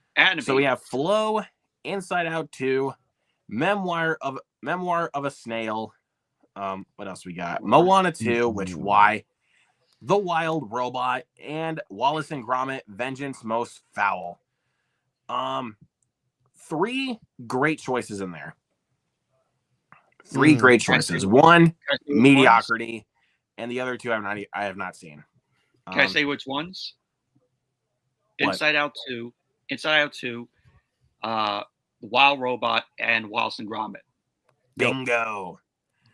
I mean, Wallace and Gromit kicked off this year with a fucking bang. The return of fucking Feathers McGraw, dude. Oh my god! And yes, I am a My huge Wallace and Gromit fan. Like, as Mike is also. I mean, Gromit, we've forgotten the crackers. I never watched Gromit, any old Wallace. pal, I'll need assistance. And then it's a giant fucking hammer. I never watched any Wallace and Gromit. You Ever. really should, man. They're great. Dude. All of the main three shorts are great. Curse of the Were-Rabbit's great, and Vengeance Most Foul is great. Yeah, definitely. I'd say okay. Michael, do you have Prime? I don't have Prime. Okay, I was gonna say because on Prime they have the shorts, and then Netflix has Vengeance Most Foul, which takes place like after one of the shorts. So I think it's after the Wrong Trousers because that's when Feathers McGraw came in. Yeah. So we have none of us in here have seen either Flow or Memoir of a Snail. But I've heard nothing but incredible things about both of them. Yeah, Memoir of a Snail I know is going to AMC Plus this week. I want to say so. Luke, you and I we'll be able to watch that then. Yep. It's from Inside Out 2 is great, but made, as I thought about it, it's the first one's a lot better. Yeah, it's from the dude who made Mary and Max, though, the Memoir of a Snail. So yeah, and I love Mary and Max. That's a great film. So so yeah, I'm excited to check out Memoir of a Snail. Like I said, Inside Out 2 is great, but the first one's better. I think Inside Out 2 is as good as the first. As I'm kind of I'd say they're as good. It has way too many plot similarities to the first film. So yeah, I think they're as good as each other, but I think they both have their same flaws, where they just have the dumbest fucking character choices. But they're still good. They're still good. But Moana 2, pure mediocrity. Yeah. The Wild Robot was incredible. Absolutely my favorite animated film of last year, for damn sure. Like, yeah, it was after I walked out of that theater, I was like, this is the best animated film of the year. No question. It is the best. And then, like I said, Wallace and Gromit, Vengeance Most Foul is kicked off this year with a bang. I mean, I know we're not that far into the year, but it's currently still my number one. So, that Wallace and Gromit and Wild Robot are definitely the two I would say are like my front runners for absolutely winning. Yes, because they're, I mean, by far my favorites out of the bunch. Yep. Aardman and DreamWorks for the win. Okay. So fuck you, Emilia Perez. Now we're going to foreign films here. So we're going to foreign films. We got All We Imagined as Light, Emilia Perez, which why? I'm Still Here. The Girl with the Needle. The Girl with the Needle. The Seed of the Sacred Fig. And Vermiglio. I think that's how you pronounce it. The one I honestly have the most interest in is All We Imagine as Light. But Emilia Perez, I'm Still Here. Why did this win? I don't care. The movie is terrible. Yeah, I've heard I'm Still Here is really good, but I do want to watch that one too. Yeah. So, but we're not going to go on this too long. Me and Mike have our fair share to say about Emilia Perez. Best actress. Here we go. We get for a drama. We got Angelina Jolie for Maria, for Fernanda Torres for I'm Still Here. Kate Winslet for Lee. We got Nicole Kidman for Baby Girl, which why? Pamela Anderson. And Pamela Anderson for The Last Showgirl. And Tilda Swinton. And Tilda Swinton for which one is that? The Room Next Door. The Room Next Door, which I have not seen. No. Half of those I've not even. I haven't even heard of Maria or Room Next Door, but yeah. I can't say on any of these because I haven't seen any of them, but The only one Mike can Yeah. even say on his Baby Girl, and he will agree this, Mhm. and he could probably like 1,000% agree with this that it should not be in here. Yeah, I've heard that Pam Anderson is fucking incredible in Last Showgirl, though. So, I'm trying to think of like other dramas here for a second that probably could have, made the cut for this. honestly, I think actually, it relied more on supporting actresses, but I know, but even though this one even though you know what, I really don't care. I mean, I know it's more of a gothic and horror movie, but I would put Lily Rose Depp up there for Nosferatu. Don't give a shit. Yep. She is awards talk, dude. Yeah, for should be, that at least. performance, dude. That is awards talk. I'm surprised she wasn't nominated, honestly. But I mean, don't it must get have just why, like dude. come She after was the so cut. freaking good in that. I think it might have been because it came out after the cutoff, but so did Wallace and Gromit. So I don't know. Well, Wallace and Gromit no. Wallace and Gromit premiered at festivals, so Oh, that is true. That is very so true. that it makes sense why that one still made the shortcut. So Yeah. but yeah. Actresses can't really say much on the drama side because I haven't seen any of them. Next one. We got the actor in a drama, best actor. We got Adrian Brody for The Brutalist, which was the clear winner. Coleman Domingo for Sing Sing. Daniel Craig for Queer, which I've heard really good things about. Ray Fiennes for Conclave. Sebastian Stan for The Apprentice. And Timothy Chalamet for A Complete Unknown. To Adrian Brody. Again, I'm sure Adrian Brody deserved it, but if I were to pick one from any of these that I've seen, I think probably Timothy Chalamet, because he just knew how to embody Bob Dylan. Yeah. So, all right.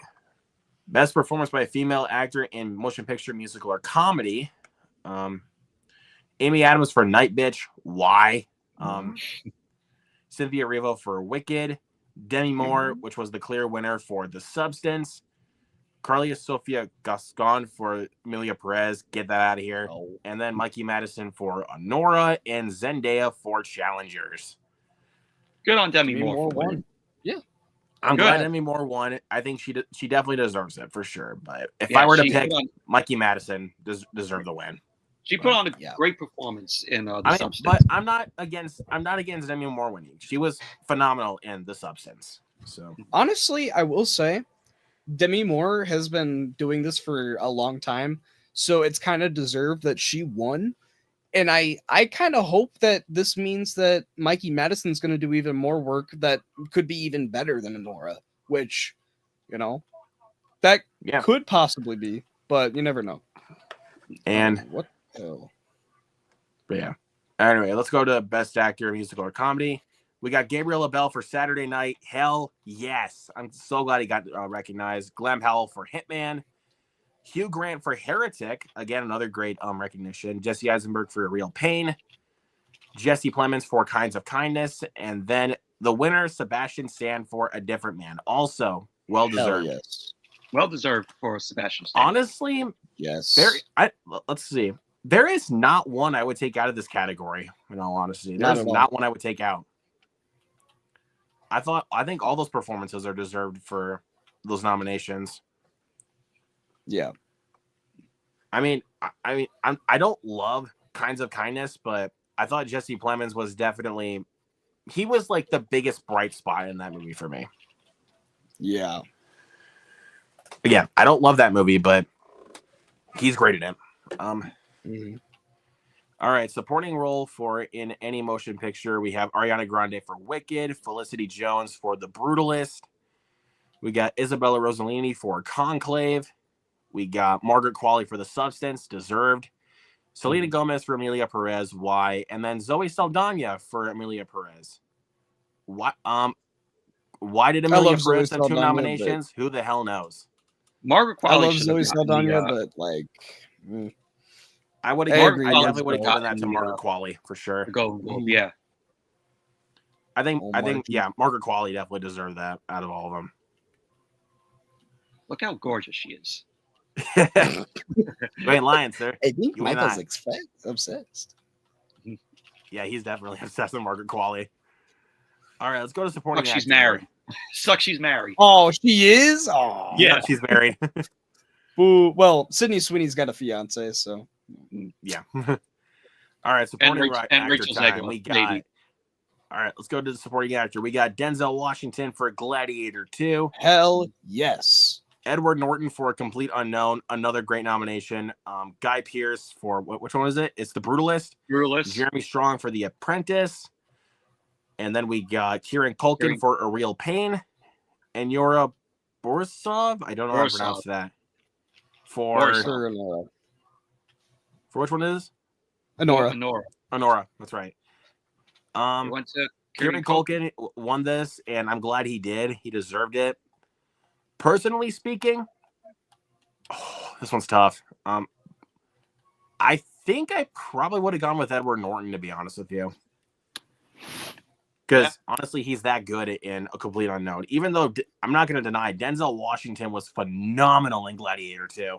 Mm-hmm. I would go either Denzel or Edward Norton, for sure. But again, not one that I would switch. I mean, Jeremy Strong was definitely one of the bright spots of The Apprentice, even though I did not like that movie whatsoever. But he was really good in it. But definitely Sebastian Stan was like the highlight of the movie. So I understand like why Sebastian Stan got nominated for it. All right, director. Best director. We got Brady Corbett for The Brutalist, Coraline Farge, I think is how you pronounce it. Mm-hmm. Coraline for Farge. The Substance. Edvard Berger for Conclave. Don't want to talk about that. Odegaard. For the Payal Kapadia for All You Imagine Is Light, and Sean Baker for Anora, which that should have been. Which I'm glad he's in there, and I'm glad Brady Corbett got it. Curly Farragut Curly Farge should have gotten it. I think I honestly would have given it to Sean Baker.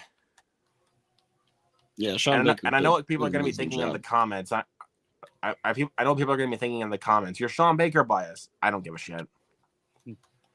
Yeah, he doesn't even like any other fucking Sean Baker movies. Well, he doesn't like Red Rocket, right? That's the only one I don't like out of his movies, because I've seen Florida Project, Red Rocket, and Anora. Mm-hmm. So, all right, best screenplay. So we got The Brutalist, The Substance, Amelia Perez. We got A Real Pain, Conclave, and Anora. Conclave won this, which I'm actually pretty happy it did. Peter Strohan. Yep, I'm glad it won it. Mike, what do you think? For score, screenplay. Oh, for screenplay, Conclave won that. Yeah, I dig it. All right, let's go. I would honestly go with Anora because of how it's structured. I think it's brilliant how it's structured. I think it's the best. It's the best like structured movie that we've gotten in 2024. Oh, in a long time, honestly. Starts off messy, just how their lives are, and then it ends with them being, a lot stronger by themselves, while also having a completely different directed style by the end of it. I think it's brilliant. Absolutely. All right, let's go to score. So we've got Amelia Perez. I'm getting sick and tired of seeing all those nominations for that. I'm sorry. Is Amelia Perez going to be nominated for Oscars? Oh, probably. Probably because I was doing at the Golden Globes, but I hope it doesn't win Best Picture. Is your Best Picture win? As long as it goes to The Brutalist, I don't care.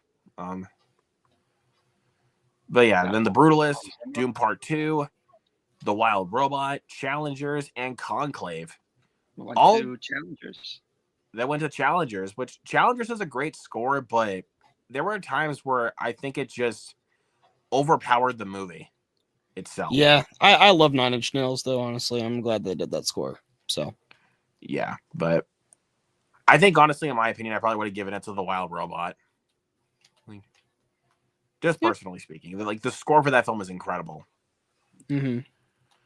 Best original song, we got Beautiful That Way from The Last Showgirl, Compress/Repress from Challengers, El Mal from Amelia Perez, Forbidden Road from Better Man. Okay, Better Man getting some recognition. Kiss the Sky from The Wild Robot, and Mi Camino from Amelia Perez. Wyatt got 2 fucking song nominations that will be a question for a long time, in my book at least. Looks like Amelia Perez. Looks like it's a good movie. It's getting old. It's not at all. It's not at all. It's got songs just for the sake of having songs in it. It's like there's no reason it should be a musical. Clearly not. But I mean, hey, I would have given it to freaking Better Man, like to at least have that get some recognition. Yeah. So, and plus, again, I'm starting to get into Robbie Williams. So, there you go. Mm-hmm.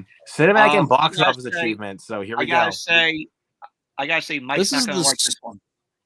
This is the stupidest fucking award right here. I just gotta say, because you're gonna nominate a bunch of things on there, and yeah, sure, yeah, it's cool to celebrate a movie for having such a good achievement at the box office, but like, it's obvious what's gonna win every fucking time you do it. What's the fucking point of doing it? Just say, like, right at the time of the show, just say, hey, we're gonna celebrate with a montage of all the great successes in movies this year, and then say what the biggest achievement was at the end. Like, why not just do that and not make it an entire deal where it's an entire category of itself? It's stupid. Yeah. Good point. But let's go ahead and go over the stuff. So we got Alien Romulus, Beetlejuice, Deadpool and Wolverine, of which it's kind of obvious that Deadpool and Wolverine was going to make that for sure. There's no way. This is crossed $1 billion. Yeah. Yep. And then Gladiator 2, which, fuck yeah. Inside Out 2, makes sense. The Wild Robot, Twisters, and Wicked, which was the winner. Oh boy! Yay! Shocker. That's what I was going to say. Mike, definitely was not going to win at all by any means. It wasn't the obvious pick, but you know. Mike, that prediction. It's going to be Best Picture. Hell, fucking no! I'm sorry. No, it's going to get nominated. Yes, it's not going to fucking win. Mark my words. It's going to win. I fuck can all. predict that win's going to go. It's going to win. Fuck all. I think that win's probably going to go to The Brutalist. So. Probably either that or something else that's good. I don't know. Please well, make I'll probably do like the whole Oscars stream where we talk about all the nominees once they get announced. Yeah. So and then we'll have like a crew together to talk about it. All right, let's go to television series here. All right.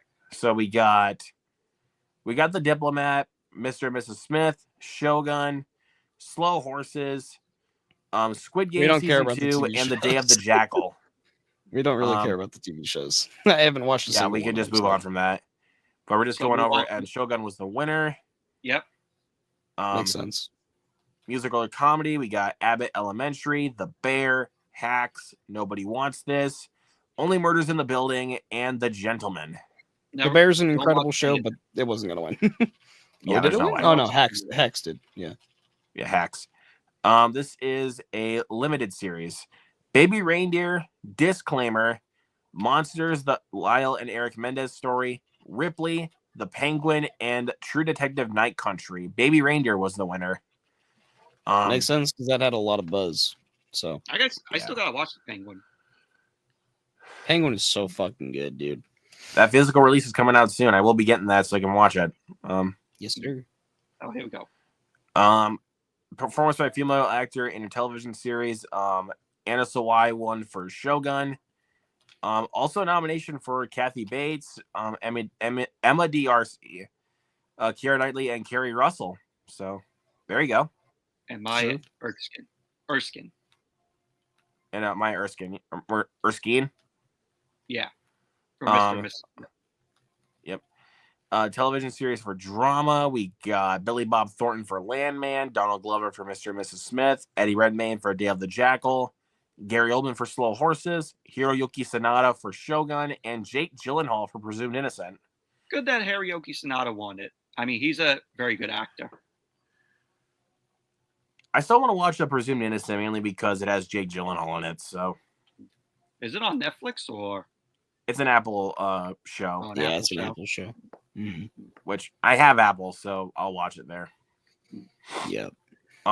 Musical or comedy for a female actor: Iowa Debris for The Bear, Jean Smart for Hacks, Catherine Hahn for Agatha All Along. Really? I heard dig it. I heard good things about it. Yeah. I don't know. I mean, I just don't really care. Honestly, I just honestly really don't care. Kristen Bell. For I Nobody mean, Wants. it's for a fucking TV show. I don't know. I don't really care either way, but I'm it's for a TV show. I don't care. I mean, I know, but I'm just saying, like, I'm saying for like the show itself, I don't care. Yeah, I'm a huge TV watcher, so. Oh. Like for Agatha, like I just really don't care. Yeah. And Quentin Brenton for Abbott Elementary, and then Selena Gomez for Only Murders in the Building. Which I thought it was about to say Amelia Perez because no, it's for Only Murders in the Building. You have Amelia Perez on your mind. Well, yeah, because like that's the thing that Selena Gomez is in. So yeah. Well, Jean Smart won it. I mean, I haven't seen Jean Smart in anything other than Snow Day. Yeah, the original Snow Day. Yeah, but I was gonna say I've heard a lot of great things about Only Murders in the Building, so I really do want to check out that show. I heard good things about it too. I mean, Selena Gomez, Steve Martin, Martin Short, great trio. Mm-hmm. Actor for television series. So Adam Brody for Nobody Wants This, Jason Segel for Shrinking, Jeremy Allen White, which was the winner for The Bear. Martin Short for 2 years Martin in a row, Short baby. and Let's Steve go. Martin for Only Murders in the Building. Oh, and nice. And then Ted Danson for A Man on the Inside. Mm. Interesting picks to say the least. Mm-hmm. And limited series we have for actress Kate Blanchett, Kristen Milioti. Yeah, Penguin. Milioti. Milioti. Jodie Foster, Kate Winslet, Naomi Watts, and Sofia Vergara. Jodie Foster was the winner. My choice. I think that should be a solid pick. Supporting role in television: Allison Janney, Dakota Fanning, Hannah Einbinder. I don't know. And Einbinder. Einbinder. Okay. Einbinder. Einbinder. Jessica Gunning and Callie Rice and Lisa Colon-Zayas. Jesus Christ, dude, I'm fucking up names left and right. Or Amelia Perez. Jesus fucking Christ. Colin Farrell, baby. Woo! Yep. Let's go. go. Ripley, Colin Farrell for The Penguin. Winner right there. Fuck Kevin yeah. Kline for Disclaimer. Cooper Good Tosh choice. for Monsters. Ewan McGregor for A Gentleman in Moscow. Kevin Kline for Disclaimer. Our boy and Ewan. Richard Gadd for Baby Reindeer. Good on Colin. Our boy Ewan. Yes, sir. Glad both Colin and Ewan both made it. But I think it was pretty obvious that Colin was going to get it for the Penguin. Oh yeah. Well, the amount of work that he put into both the Batman and the Penguin is remarkable. Like the amount of makeup that they had him put on fucking level there, dude. Exactly. Yeah. With this one, Diego Luna, Ivan Mars Baccarat. I don't know. It's the dude who's playing the Thing in Fantastic Four. Oh yeah, so yeah, that's for the Bear. Harrison Ford for Shrinking, Jack Lowden for Slow Horses, Javier Bardem for Monsters, and Tadanobu Asano. Yeah, I wasn't gonna say it because I knew I was gonna butcher it badly. Yeah, Shogun. Yeah, apparently Shogun's fucking incredible. I need to watch that show. I do need to watch Shogun as well. Best performance it's just a long comedy show. on television. Okay. Adam Sandler, Ali Wong, Jamie Foxx, Nikki Glazer, Rami Youssef, and Seth Meyers. Okay, what is the point of nominating a fucking stand-up show? It's just like saying whose comedy was the best. Like it just fuck. What the fuck? Did you go? When Jamie Foxx was announced? No, I was saying like, why is that a fucking why is that a fucking award? It's Like, so why is it stupid. even a category? Why is that And a that's category? all- Yeah. Yeah, and that's all the But Golden yeah, that's Globe. it. Oh, what? But yeah, that'll about do it for that. So for anybody in the chat who's still watching, what did you guys think of these wins? Do you guys think Amelia Perez deserved it? Hell no. Didn't. No. It clearly didn't. I'll just say that quick. Spoiler: it's gonna be the Best Picture winner. No, Fuck the Bruce you. deserves it more. Fuck you. Fuck you. But Fuck regardless Wicked. of Fuck that, you. Fuck Amelia Perez. Done. yes, more love for Honora, please. Please. No, Please. I'm sick. I'm sick of hearing all this Amelia Perez love. More love for Honora, please. I mean, hell, No I'll even take no it to the one's liking Brutalist Amelia wins. Perez. No one's liking Amelia Perez besides the fucking Globes, dude. I don't know. I don't know what Give the it- fuck is up with I that. Like I said, give it more to Honora, and also I don't care if the Please. Brutalist takes it. Yes. All right. Brutalist Well, or Honora, It please. did get a 70. It did get a 6.5 on IMDb and a 76% on Rotten Tomatoes. Because people don't have taste. If it's a musical, people are gonna like it for some reason. Roasted. If it's got music in There you it, go. then people are gonna like it for some reason. I don't know. There you go, Mike. Wicked. Roast that. Roasted. Mm-hmm. But regardless, let's go ahead and head into our final topic of the night, which is the physical media. So, Mike, you got some stuff you want to show off? I do. I just don't have it on me at the moment. So, You can name them. you guys can go ahead and go, and I'll just grab them while you guys are talking. Okay. Okay. So, You want me to go? yeah, you can go first, then Michael. Okay. Well, these were all gifts from Luke. He, Of course they were. He got me the Wild Robot on 4K. With that gorgeous slipcover. Flip cover, because he's going to be doing a watch along on Sunday for it. So very nice. I would very graciously love a copy of that movie as well, Luke. I'm just kidding. I'm just kidding. Don't send it. I mean, I'd be more than Don't be a glad crazy- to. I mean, no. I mean, don't be a crazy son of a bitch and fork out another $30 and send that shit to me, bro. I mean, Well, I wouldn't care. well, Luke, I'm don't- probably gonna end up going to Walmart before that, Well, look, so I'm don't feel probably bad gonna 'cause end I- up getting that in twisters. Well, Luke, Yeah. don't feel bad because I sent him Rock and Roll High School. So So, Oh, well, yeah, Luke. You also sent me that, Michael. So I appreciate that as well. Muchas Hey, gracias, yeah, well. señor. you're welcome. And these arrived for me today from Luke here. oh, wrong way again. All right, there you go. There. It's you go. reversing the camera. I know my camera's all reversed. I mean, when I did the moviegoer show with Mr. Grant Atkins, or Movie Buff Grant, he did like the whole pointing thing, and he was like, "Oh no, wrong way again." Yeah, I hate when the We cameras. made are like a reversed. whole joke about that. Yeah, I hate when the Yep. cameras are all reversed. Is what it is. Grant the goat, though. Movie buff Grant. I love That's you. That's the goated one. Mm-hmm. So Luke Anyways, sent me Alien Romulus with this Fuck nice, yeah. great embedded slipcover. yes, sir. Love it. Love it.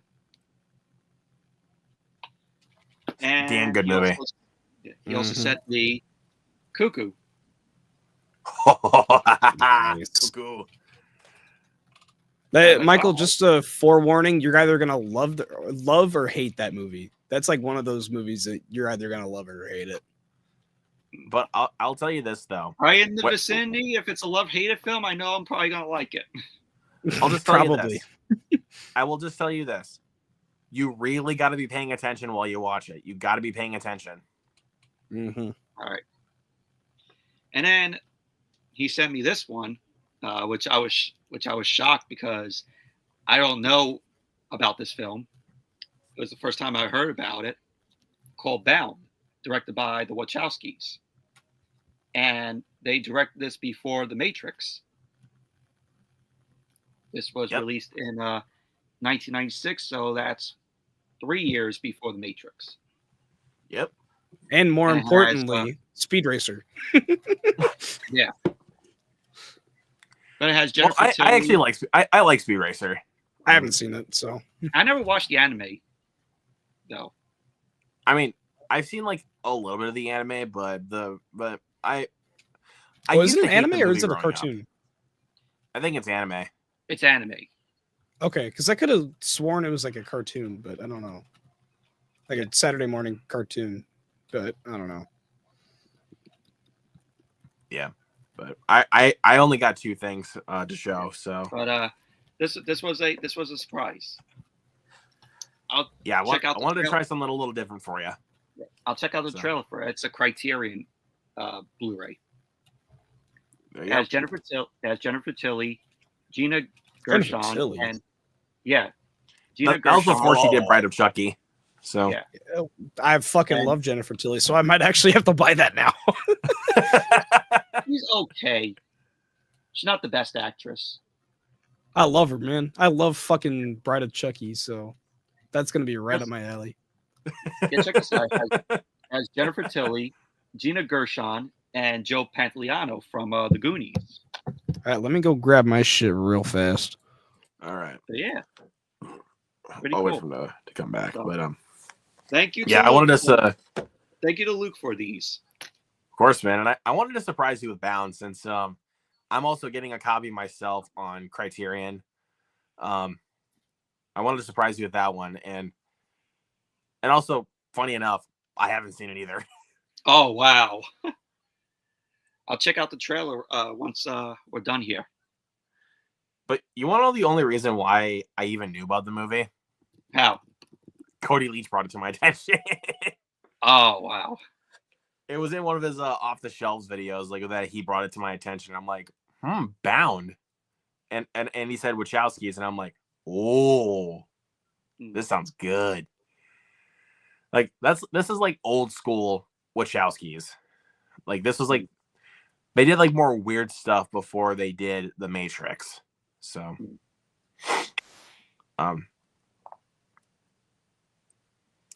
so that as my interest in, let's see, I forgot. Let me take a look here. What have I got coming? I'm trying to remember what I got coming because I gotta. My opinion on Batista as a wrestler, very good wrestler. He's a great wrestler. He's a good wrestler, but also a great actor. Also a good actor as well. If you guys have seen the Guardians of the Galaxy movies, Knock at the Cabin, and The Killer's Game, he's a great actor. Stuber. Stupid movie, but so much fun. I saw that in the theater and I had so much fun with it. Okay. So I'm looking at my what I got coming in. I got The Black Coat's Daughter, which is a Oz Perkins movie. Again, I want to watch that before The Monkey comes out. Don't forget the movie I'm sending you. Yep, and I'll wait The 5,000 Fingers of Dr. T. The 5,000 Fingers of Dr. T. That's right. Thank you for that. You're By the welcome. way, is it? I'm back. Okay. Okay. I was just going over some stuff I'm getting from Amazon here really quick before you can show yours off. Gotcha. So I'm getting The Black Coat's Daughter from Oz Perkins since The Monkey's coming out, and that is without a doubt my most anticipated film of the year because Longlegs was so fucking good. Suitable Flesh,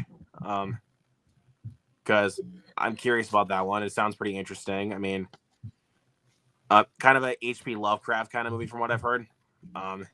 Yep. Also, ironically enough, I also ordered Bound. And also, I told this to Mike earlier. I did order Smiling Friends season 1. So Hell yes. My goat show. Okay, so go ahead, dude. What do you got? I gotta show you guys my Amazon things that I still got to pick up. Last stop to Yuma County because of Luke. Beetlejuice, which I still don't have. I want to get Mars Attacks. Yes. That's a Great. funny ass movie, bro. And then The Last Dance, which is coming out next week. I have the Steelbook already pre-ordered. And The Substance on 4K. Nice. Which is coming out next week as well. I'll Next see- week is going to I'll be see in stores if they. I'll see it in stores if they got the Substance. next week is going to be a big release. We also got release Smile movie. 2 coming out next week too, which I'm absolutely picking up. I'm I haven't still seen waiting the on my. first Speaking of Smile, I'm still waiting on my Smiling Friends season 2 DVDs or Blu-ray set. So still waiting Yeah, I on need that to to wait come for out. that. Yeah. Okay. Anyways, in terms of what I got Resident Evil 4, the remake on PS5. So this was my only game that I've gotten as of recently. I have talked PS5 about this. as well. Nice. We talked about this, but Michael sent me Rock and Roll High School on 4K. Thank you again, man. You're Really did welcome. not have to send me a fucking 4K, but you're a crazy son of a bitch. Well, I sent Goose her copy on 4K and Luke's Mhm. copy on 4K. I appreciate it again, man. You're Very welcome. much appreciate it. If anybody's tuning in, we're gonna do a watch along of it next month. All right. Noted. Next up, while I was in Arizona, I got quite a few things. So While you were visiting, one of them was a vinyl. Fritzy. Yep. While I was out there, we hung out. We went to go see Nosferatu, and then the next day, he took me to In-N-Out Burger, and then we went to Barnes and Noble and Zia Records. So this is Nice. at Barnes and Noble, Paris, Texas, on 4K. I fucking love this movie. Probably somewhere in my top 20 of all time. How is Incredible. In-N-Out Burger? Is it worth the hype? Yeah, honestly. There's a lot of stuff on there that they hide from you, kind of, like in terms of the menu. Like there's these animal fries, which they have the sauce called the animal sauce, which they put on their burgers, and you could put it on the fries with cheese, and it's so fucking good. That's not on the menu though. So yeah. It's like it's I weird. had, like, a lot of their best stuff isn't on their menu. So Yeah, I'll just tell you, on my way back from California from my band trip, I actually did have In-N-Out Burger, and it is fucking delicious. it is great. Yeah. Next up is the Zia Records stuff. So like I said, I did get a vinyl, but I'm not gonna dig it out because I don't have it wrapped. I still have it wrapped. So Is it the Yeah. Wicked vinyl? It's all for Oh, no. it's all for love.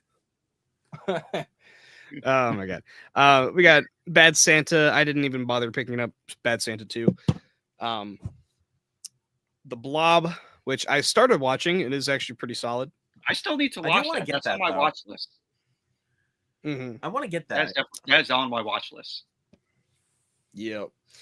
This is one that Fritzky introduced to me.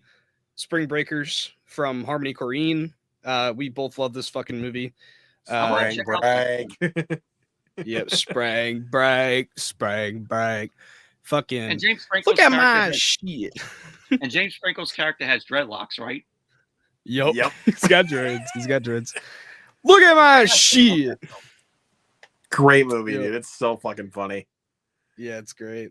Sicario 2, Day of the Soldado. In some countries it's called Soldado 2 or Sicario 2. Some countries it's called Day of the Soldado. Whatever.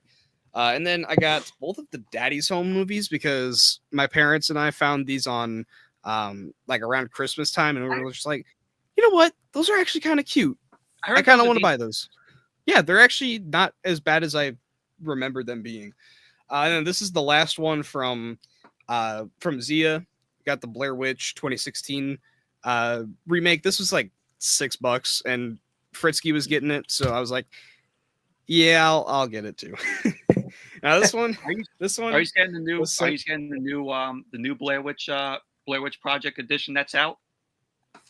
I I have this don't one. have This is the one I have. Luke has it. Gotch. Oh yeah, the The new slip is cover. it just the first one, right? It's just the first one, Yeah. there, right? Yeah, it's just the original Blair Witch Project. I already owned the original, but I mean the I have fucking the old school flip DVD cover's of it. great. So yeah. This one was sent by Luke, and I don't know if I should show the cover or not because it's a little graphic, but You he just sent cover it up me. with your hand. Well, you used the reverse cover. That's what you did. Yeah. He sent me Terrifier, and I reversed the cover because this honestly, I think this looks better. But yeah. And speaking of, I ordered for myself Terrifier 3 on 4K, and it did come with the slipcover, so I'm happy. Yeah, dude. Love this fucking cover. So, yep. Luke, where's your 4 Got my boy copies of Art. it? He's only You got piece of one, right? shit. You only got one, right? For right now. I have the steelbook. Yeah, you should get the 4K. Wild at Heart. I started watching this one last night, and this movie is fucking weird. But it's David Never Lynch, so heard I of don't know it. what I was You should expecting. expect that it is Who's- David Lynch who's after Yeah, all. it's David Lynch. It's a David Lynch movie with Nicolas Cage and Laura Dern. Oh, okay. Yep. It's interesting. It's interesting to say the least. I Transformers have, 1. I have Blue Velvet. I still have yet to watch that. Oh my god, that movie's incredible. So good. Yep. Transformers 1. I love this fucking movie. Incredible. I got Idle Hands. Oh, Yeah, it's Yes. great, dude. Idle Hands. Love this Luke, when movie you as well. plan that watch along? I will be doing that one soon. I did not reverse the cover art on this one. I think this looks 10 times better, but you know. Wait, mean, what come on, do you dude. think of the film, Look Mike? at this. Look at this. Yeah. Look at that. Look at that Yeah. shit. And this is my prized gem of a Christmas present. This was given to me by my grandparents. The Twin Peaks box set. This is Nice. everything Twin Peaks, not including Fire Walk with Me, which I need to get the Criterion of. So That show Well, is also- on my watch list. it's What also amazing. Fire Walk with Me as the documentary of the missing pieces. yeah, the missing pieces. So everything except for Fire Walk with Me and the missing pieces. But Now, is that Yep. the original series and the Showtime series combined in that set? yeah, so it's seasons 1 and 2, and then the return. Yep. That show's on my watch Um, list. I want to go check that out. I've only seen the first season, and it's fucking great, dude. Highly recommend. Yeah. So I yeah, that's all I I got. still have to get to it, dude. I still got to get to it. You got it, bro. You got it. So yeah, that's I will. all I've got. I mean, I'm saying that's all I've got, but it's been a long time since I've shown off my shit on here. So There you go. this All is right, since so- before Christmas. So yeah. Yeah. But I've got two things to show. So we got, of course, one of my favorite movies of last year, Saturday Night. I got that as well. I need I to love get my this copy movie. of it. I literally just rewatched this last week, and now I want to watch it again. I'm like, Look, since Saturday Night Live is having new shows now every Saturday, plan a watch along for that. I'm So going we to. didn't- Once it- I'm yeah, once planning it's- on it. Yeah, we should do it like the weekend after they're done airing this season. You know, that's a good idea. Mhm. I never thought about that. That's a good idea. Like the season finale of the 50th season. Yeah, Yeah, so like the week after that, yeah.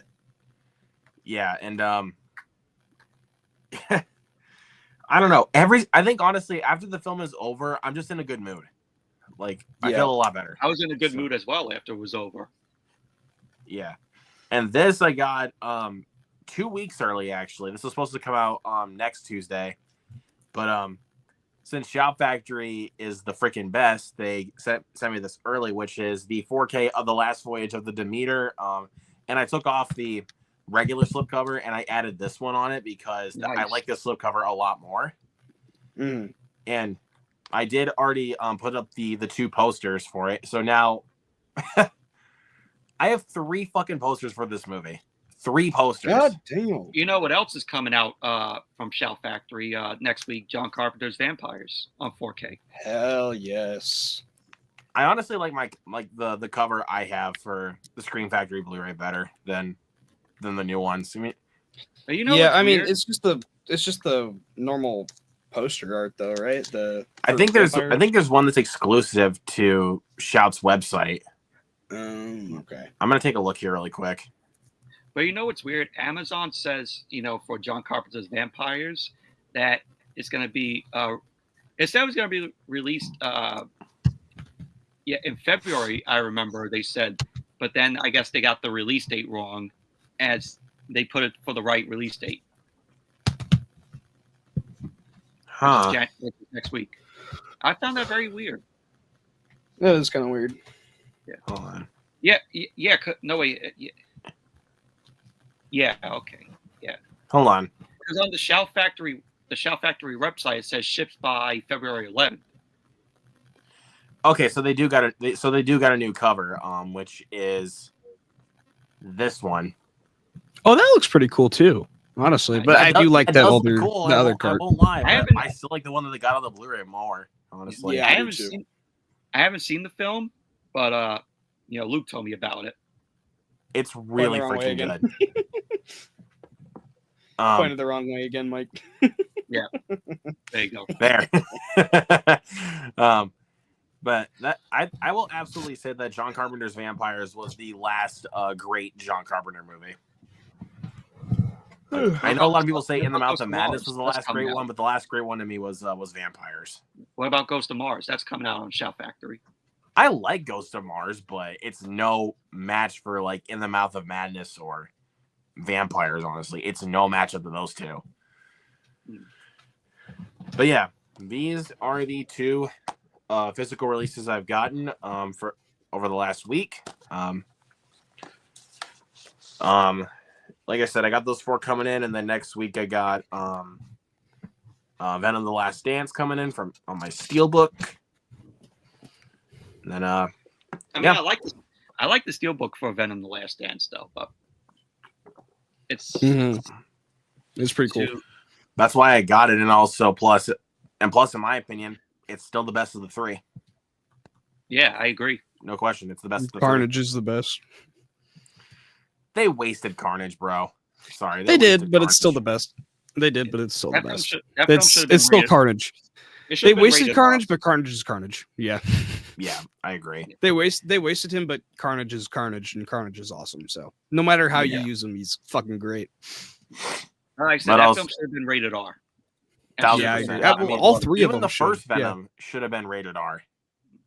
Oh, look at this. Michael Entity popped in the last second. Well, what's up, dude? Michaelception times 3. Holy shit. Michael's late. Mm-hmm. Michael, and Mike. I was gonna say, with Venom, I do agree that Venom should have been. I do agree that Venom should have been rated R, but I know they were gonna do that with Kraven the Hunter, and they did, but they learned that less than 6 years too late. Like they learned that way too late. Like it was way past its due. Mm-hmm. So. Before Luke ends this, I gotta play this. Oh, you motherfucker. Oh god. Since he mentioned Kraven the Hunter, let's just say this is the best part of the film. Yeah, there you go. Fucking Rhino. You piece.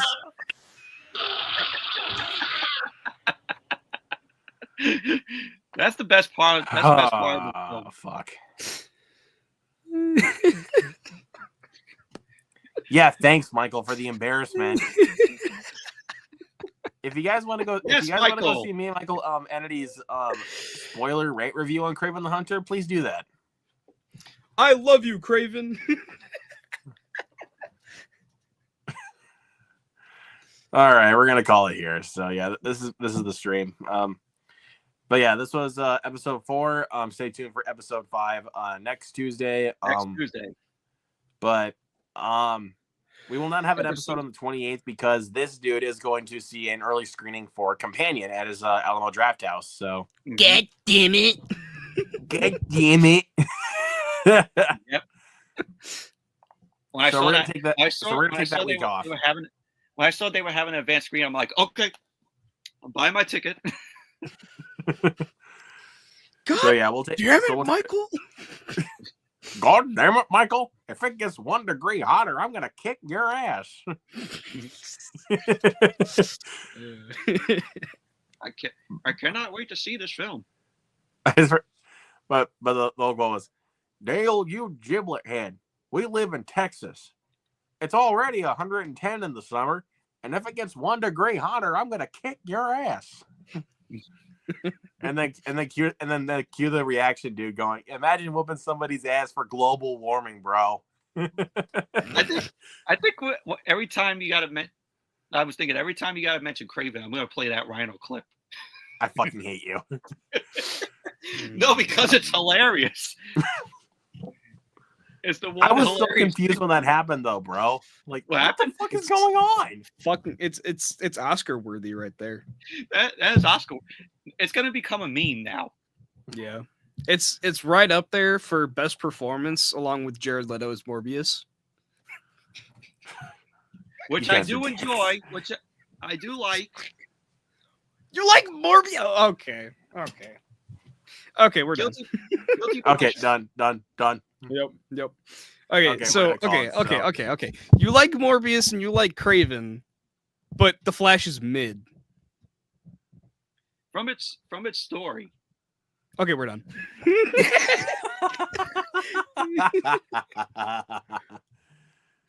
Oh, at least Mike and I are on agreeing terms with the Flash. Because I'm a Marvel fan. I'm not a huge DC guy. Fist bump. Yes, sir. Oh, there you go. Oh, yeah. That's why I say I like them because it's Marvel. That's an excuse if I've ever heard one. Best friends. That literally sounds like something somebody else would say. Cam. Yep. That's why I said you and Cam would be best fucking friends. Yes. Well, Cam promoted the hell out of Craven. Well, now he's promoting the hell out of freaking Captain America. So there you go. Mm-hmm. He was on Craven's list, so like I'm surprised he's not dead. Where's the bear trap when you need it? Yep. Hopefully, Cam gets on a hangout and I could play that Rhino clip and say to him, "What did you think of that? What did you think of that clip, that scene?" Oscar worthy. All right, but yeah, we're gonna call it here. So thank you, gentlemen, for coming. Of course, Michael, my man, for having me. And Mike, thank you so much for being our guest. We'll have you. Thanks for having me sometime soon. Of course. Muchas gracias. Muchas gracias. Hey, so with my money, Pato? Mike, you remember that? Mm-hmm. What about money? So where's my money, Pato? What money? AC said you got 10%. That was like a meme. AC's not in charge anymore, is he? With my money. No. All right, we're gonna. You don't know what I'm referencing? You don't know what I'm referencing? Yeah. Luke, that was like a meme face there by Mike. Like AC said he got 10%. And too bad AC ain't in charge no more. All right, snakes. So, all right, but thank you everybody that came into the chat. Thank you, gentlemen, for joining me here tonight. So that's it. So we'll catch you guys next time. Peace. See ya.